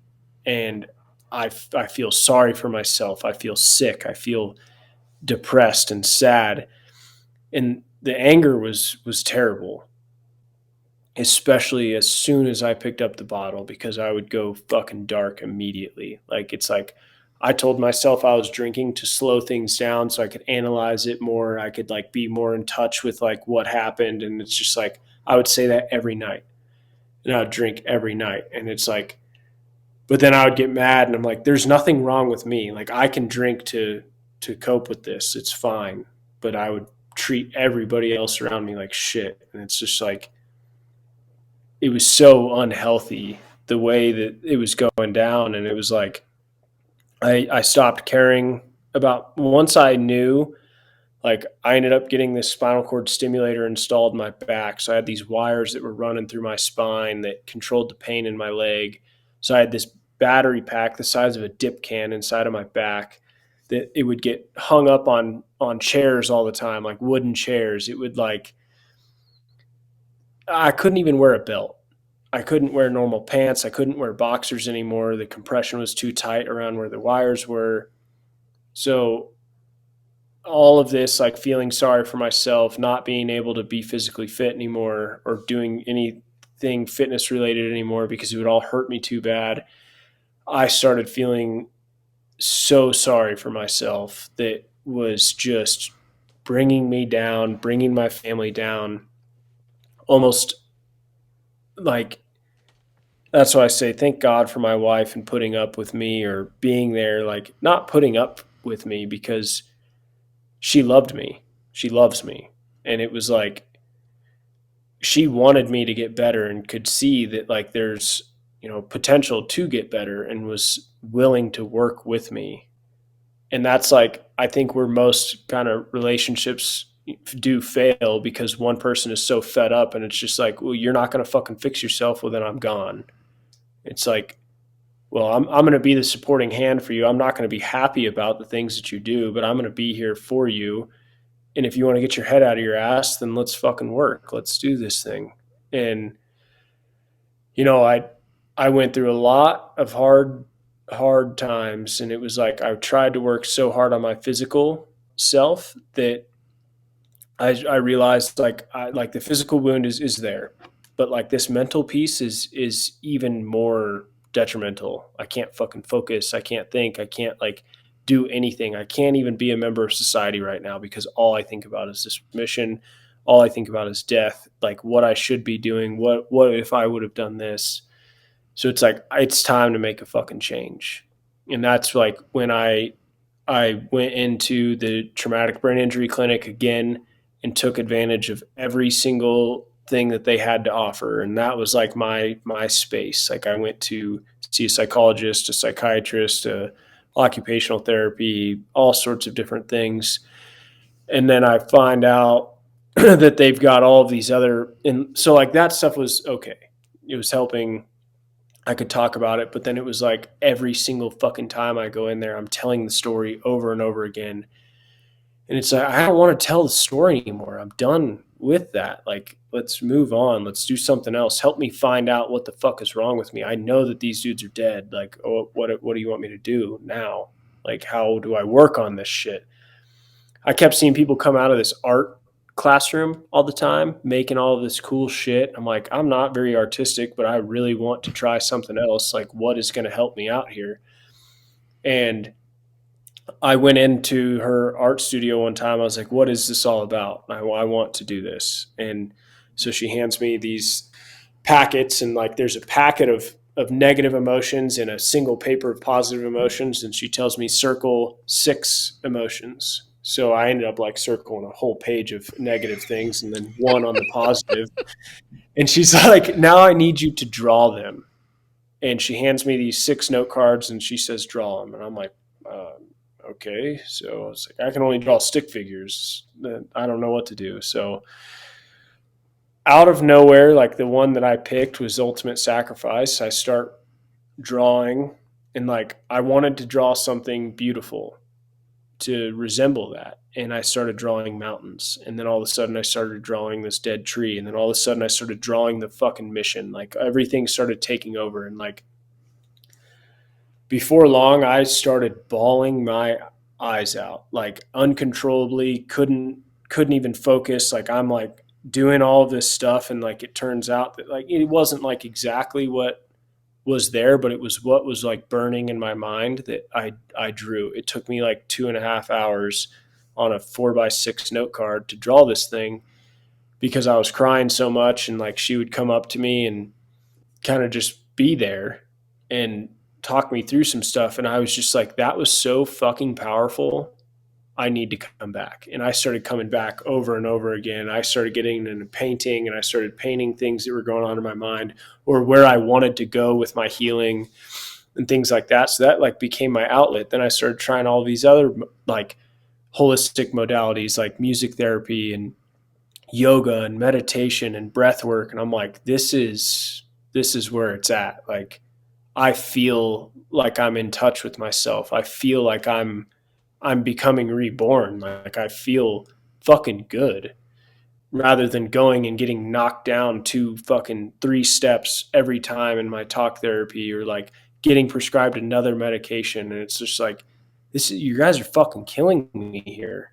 And, you know, I could go on and on about that treatment stuff, but it was like, that is kind of what woke me up. And I had this other crazy opportunity where somebody wanted me to come share my story. And I was like, I've never talked to the public about this. I don't really want to, but I'll do it. If it's going to help somebody, I'll do it. So I start talking to all of these donors, and there's other soft guys out in the crowd, and I start crying. People in the crowd start crying. These dudes start crying, and they come up to me afterwards, like these special operators, and they're like, man, I've never wanted to talk about my story more than now. He's like, thank you for being vulnerable, and thank you for sharing it the way that you did.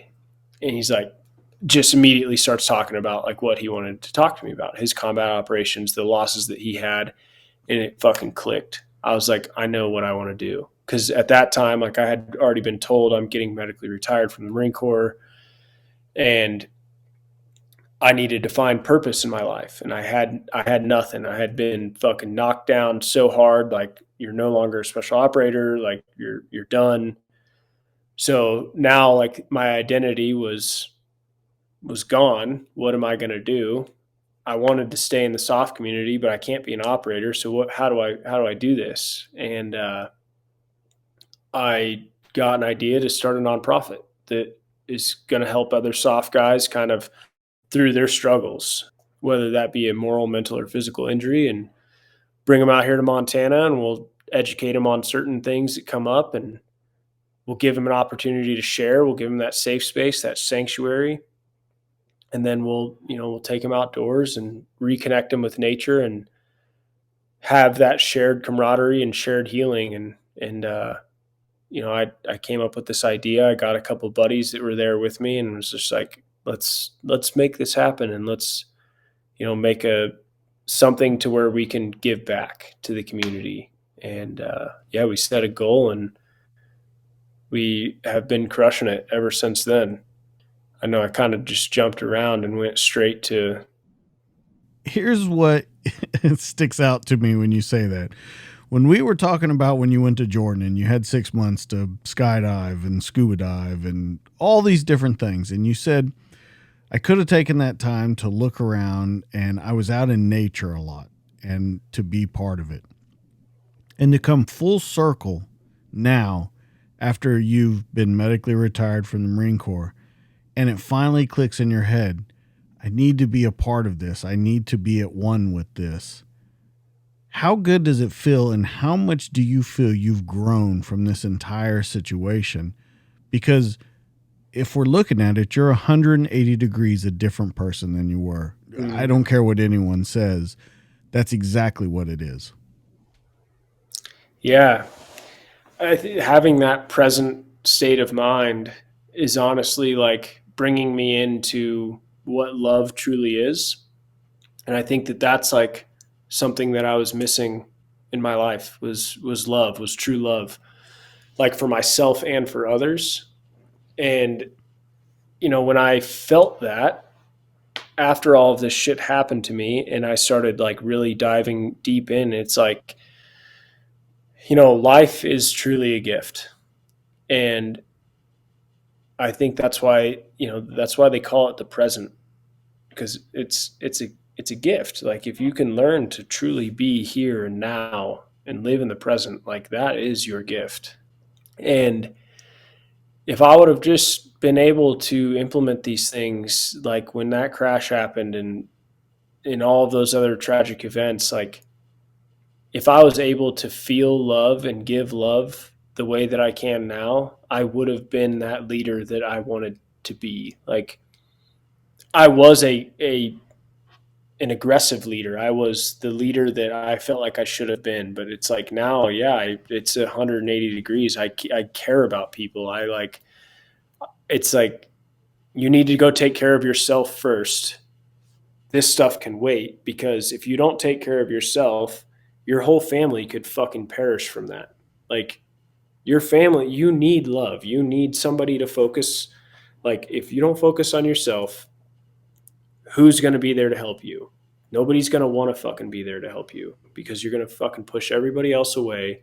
Nobody is going to be there to pick you up when you're down. Yes, you have the strength to do it once, twice, three times. But as soon as that fucking weight gets so heavy, like you are going to want somebody there to lean on. And if you continue to just be that dark, like aggressive, just hateful leader, then who's going to want to follow you? Who's going to want to go into the dark side like that every fucking time? They know, okay, like, dude just got into some trouble or something like that happened. And it's like, we know that he's going to spiral down and he's going to react this way because he doesn't love himself. And it's like, I want to be there to show people that there is a light and there is a way to feel and to receive and to give love, because it's an amazing feeling, like to look at even your dog with grace and love and kindness. And it's like sometimes those are like the easiest things to take your aggression out on. And you know I just I could say that I wish that I was a different person when I was in, but I feel like it wouldn't have made me the person that I am today. Because yeah, I mean I did a lot, and I wish I would have slowed down and like taken it all in. And it's like, could I have taken more pictures? Could I have like respected more people and had more friends and do this a different way? It's like, sure, I could have, but I didn't. It's like now I'm doing those things differently now to not make who I was a better person, but it's to make who I am now a better person every single fucking day. Every single day, like I want to do something for myself. In turn, it's going to affect my family in a positive manner. Because if I take that time for myself to breathe or to meditate or to move, whether it be physical fitness or yoga or something like that, it's like I'm going to have that capacity to be there for my family. I'm going to have that ability to be a better dad, to be a better husband, to be a better friend. It's like as soon as you stop taking care of yourself, though, you stop focusing on yourself, that shit starts to dwindle, because like you're taking care of yourself as you having another glass of bourbon or another beer or something like that. It's like truly taking care of yourself is to truly love yourself. And by poisoning yourself and by fucking putting all of this shit into your body, that's not helping yourself. And that's something that I had to learn the hard way. And it's like I almost lost my marriage, and alcohol is a fucking poisonous thing to me. And I've been sober now for a year and 3 months. I don't have a date set. I don't have a time frame set, but I know that I'm a better person. I know that my family is happier, and I know that my daughter has hopefully won't ever see that side of me. And it's something that I want to be a man about. Like, I can fucking go out and I can have a good time, and I don't need a drink. I can hang out with my family and be completely sober and have a good time. I can sit here with my thoughts and be a fucking person and feel every single emotion that passes through my body because I'm not hiding it. I want to feel it. I want that shit to pass through me because I want, you know, your body needs to go through these things. Your mind needs to go through these things. And if you can only allow it and accept it and like let the shit happen, you can actually let go. And that is what was so hard for me. I wanted to hold on to the past so badly. I wanted to hold on to that mission. I wanted to hold on to the deaths, to the killing, everything. But to truly like accept it and to truly move on is to let go.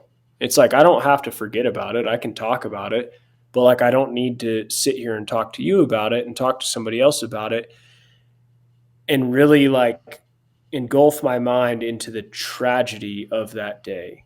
Whereas now I can see the light of certain things. I can see that I'm not a failure. I can see that like, you know, there are so many positive things that came from that day that just took me this long to realize.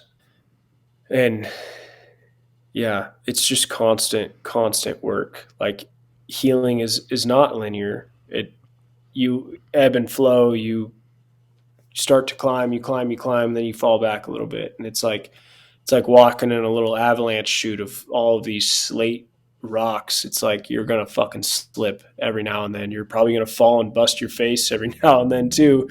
It's gonna be a little bit harder to get up. But you know that you can do it. You know that you can push through that shit. Like you've done it before. What's the difference? I mean, shit, you've been calling me out on it all night. So it's like I know I know deep down inside that I can fucking push through this stuff. Like I know the answers. Yeah. Sometimes it takes a little bit harder to or takes a little bit longer to see, and sometimes it's a little bit harder, but once you see it, you're just like, no shit. Like there it is. It's been there the whole time. Well, I don't know if I like that you say I called you out on it, but here's what I want to do. Here's how I want to wrap this up because I think it's a good look at your entire life, your entire story. One thing that you learned from each of these people that made you a better person. I want to talk about your family, mom and dad. One thing you learned from them. I want to talk about Max, which was the guy that you ran into when you first checked in Marsoc, right? Max was his name. The art therapist, and finally, your wife. Okay. So one thing I learned from my parents would be It can be a bad thing that you knew I can't ever do that or I will not be the person I need to be. fuck. I mean, I guess in a totally different sense, like stability. I Okay. learned that like having stability in my family is something that I need. Something I learned from Max was fuck endless. I still learn from him daily. He taught me a lot about stoicism, and I reached out to him a lot during my recovery. And he would tell me like I can't change what happened, but I can change what happening. So it's like kind of just like what we talked about earlier. Like I don't need to dwell on the past anymore. But what I can do is change what's truly happening right now. There's a saying, who was it by? Marcus Aurelius, like change the things that you can, don't worry about the things that you can't, and then the wisdom to know the difference between the two. And he was the one that showed me that. He was the one that brought that to light for me and like really made me realize that I'm just sitting here feeling sorry for myself and I need to start changing the things that I can change. So, from my art therapist, it was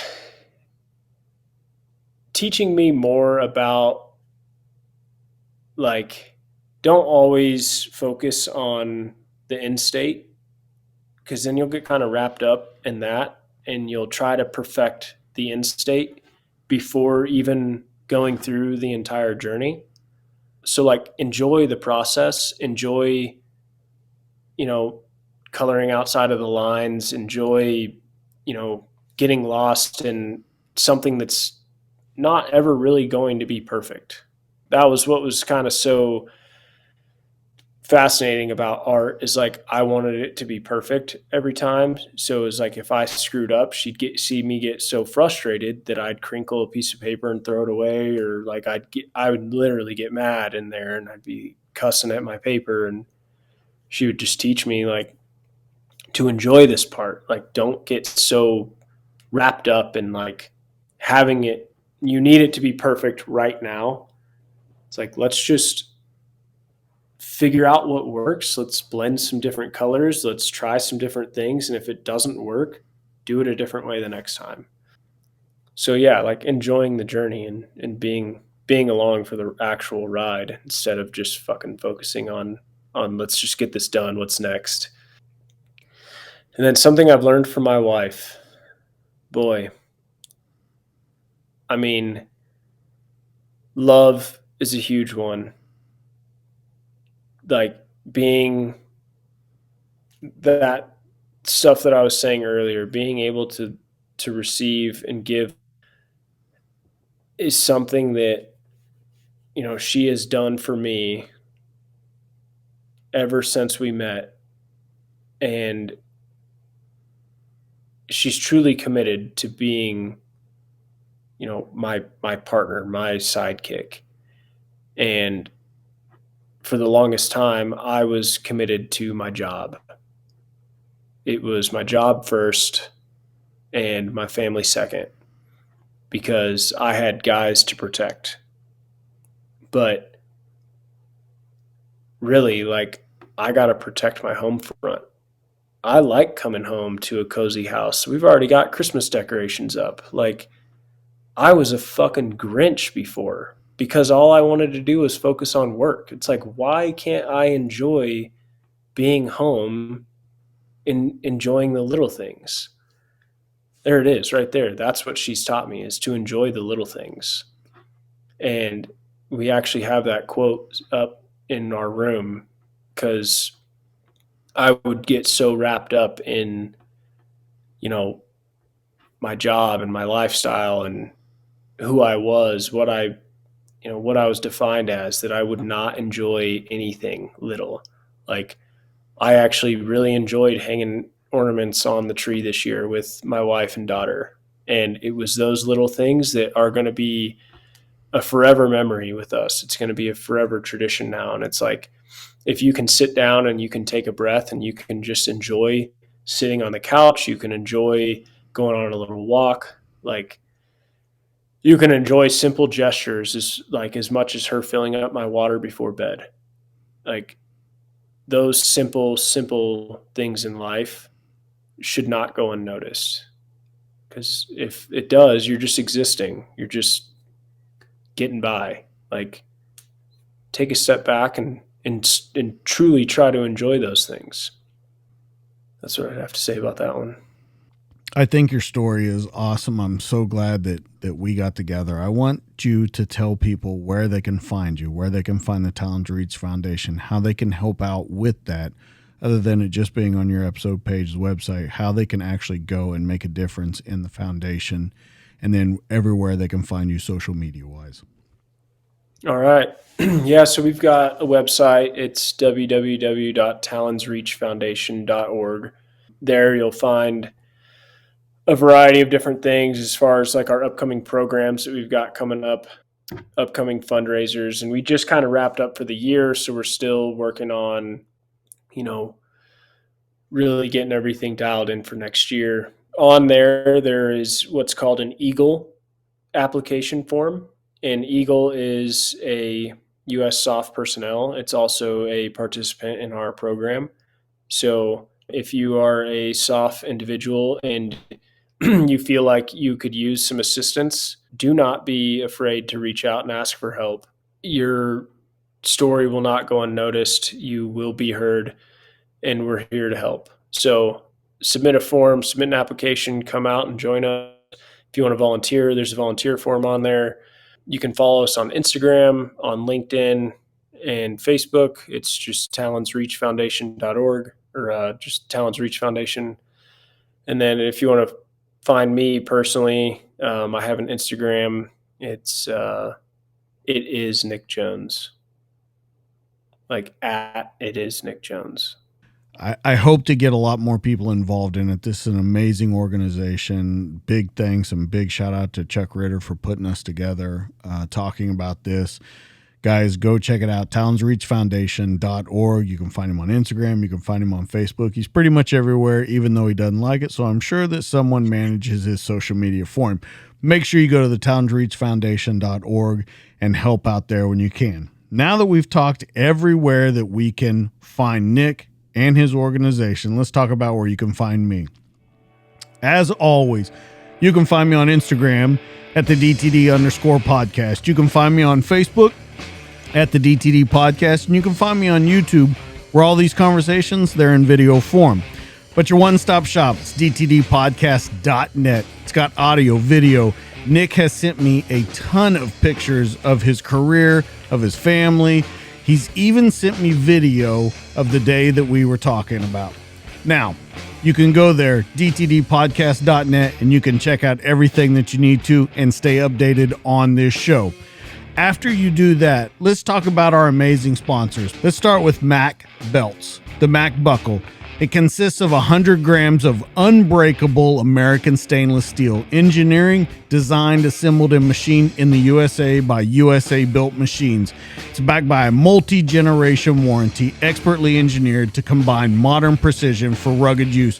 And what does it go with? It goes with a Mac belt, the toughest belts on earth. They're hand-cut from veg tan, full-grain saddle leather, and they're dyed to a classic saddle tan. Perfect for everyday wear or any over-the-waistband or inside-the-waistband everyday carry. The finest quality American craftsmanship that positively impacts military charities. As we all know, my buddy Mac Alexander runs this organization, retired Navy SEAL, and he really takes care of the organizations that we're talking about. So make sure you go over to macbelts.com, pick up the baddest fucking belt on the planet, a Mac belt. Now let's talk coffee. Police Coffee is an officer-owned business that's dedicated to crafting the finest coffees and blends, and they're shipped as soon as they're made to provide you with the freshest coffee available. It's made by people who know what it means to stay vigilant, and their specialty coffees do not waste one drop when flavor is concerned. But let's talk about the biggest thing in this organization. 50% of their profits go towards helping family members of police officers who fell in the line of duty. It's pumpkin spice time. Of course they've got it there, but let me talk about my favorite flavor, One Ranger. It's flavorful, medium-bodied coffee with a smooth and sweet pecan flavor. Pecan coffee is probably the best combination in the world. It's rich, it's sweet, nutty, buttery, and its flavor cuts right through the natural acidity to give you a smooth and satisfying coffee experience. Go check it out, One Ranger. If you're into pumpkin spice, they got that too. But make sure you go over to policecoffee.com. They got K-Cups, they got beans, they got ground, they got dog treats, they got everything available to help you with your cup of coffee in the morning. And if you go there, DJK10 will get you 10% off your order. Don't forget to check these guys out. They make the show happen. MacBelts.com, policecoffee.com. Guys, that's going to be it for this week. Nick, thank you so much for taking the time out to tell your story. It has been an amazing journey that we've taken. Guys, check us out on the next one. We're out of here. That's Nick. I'm DJ. See you later.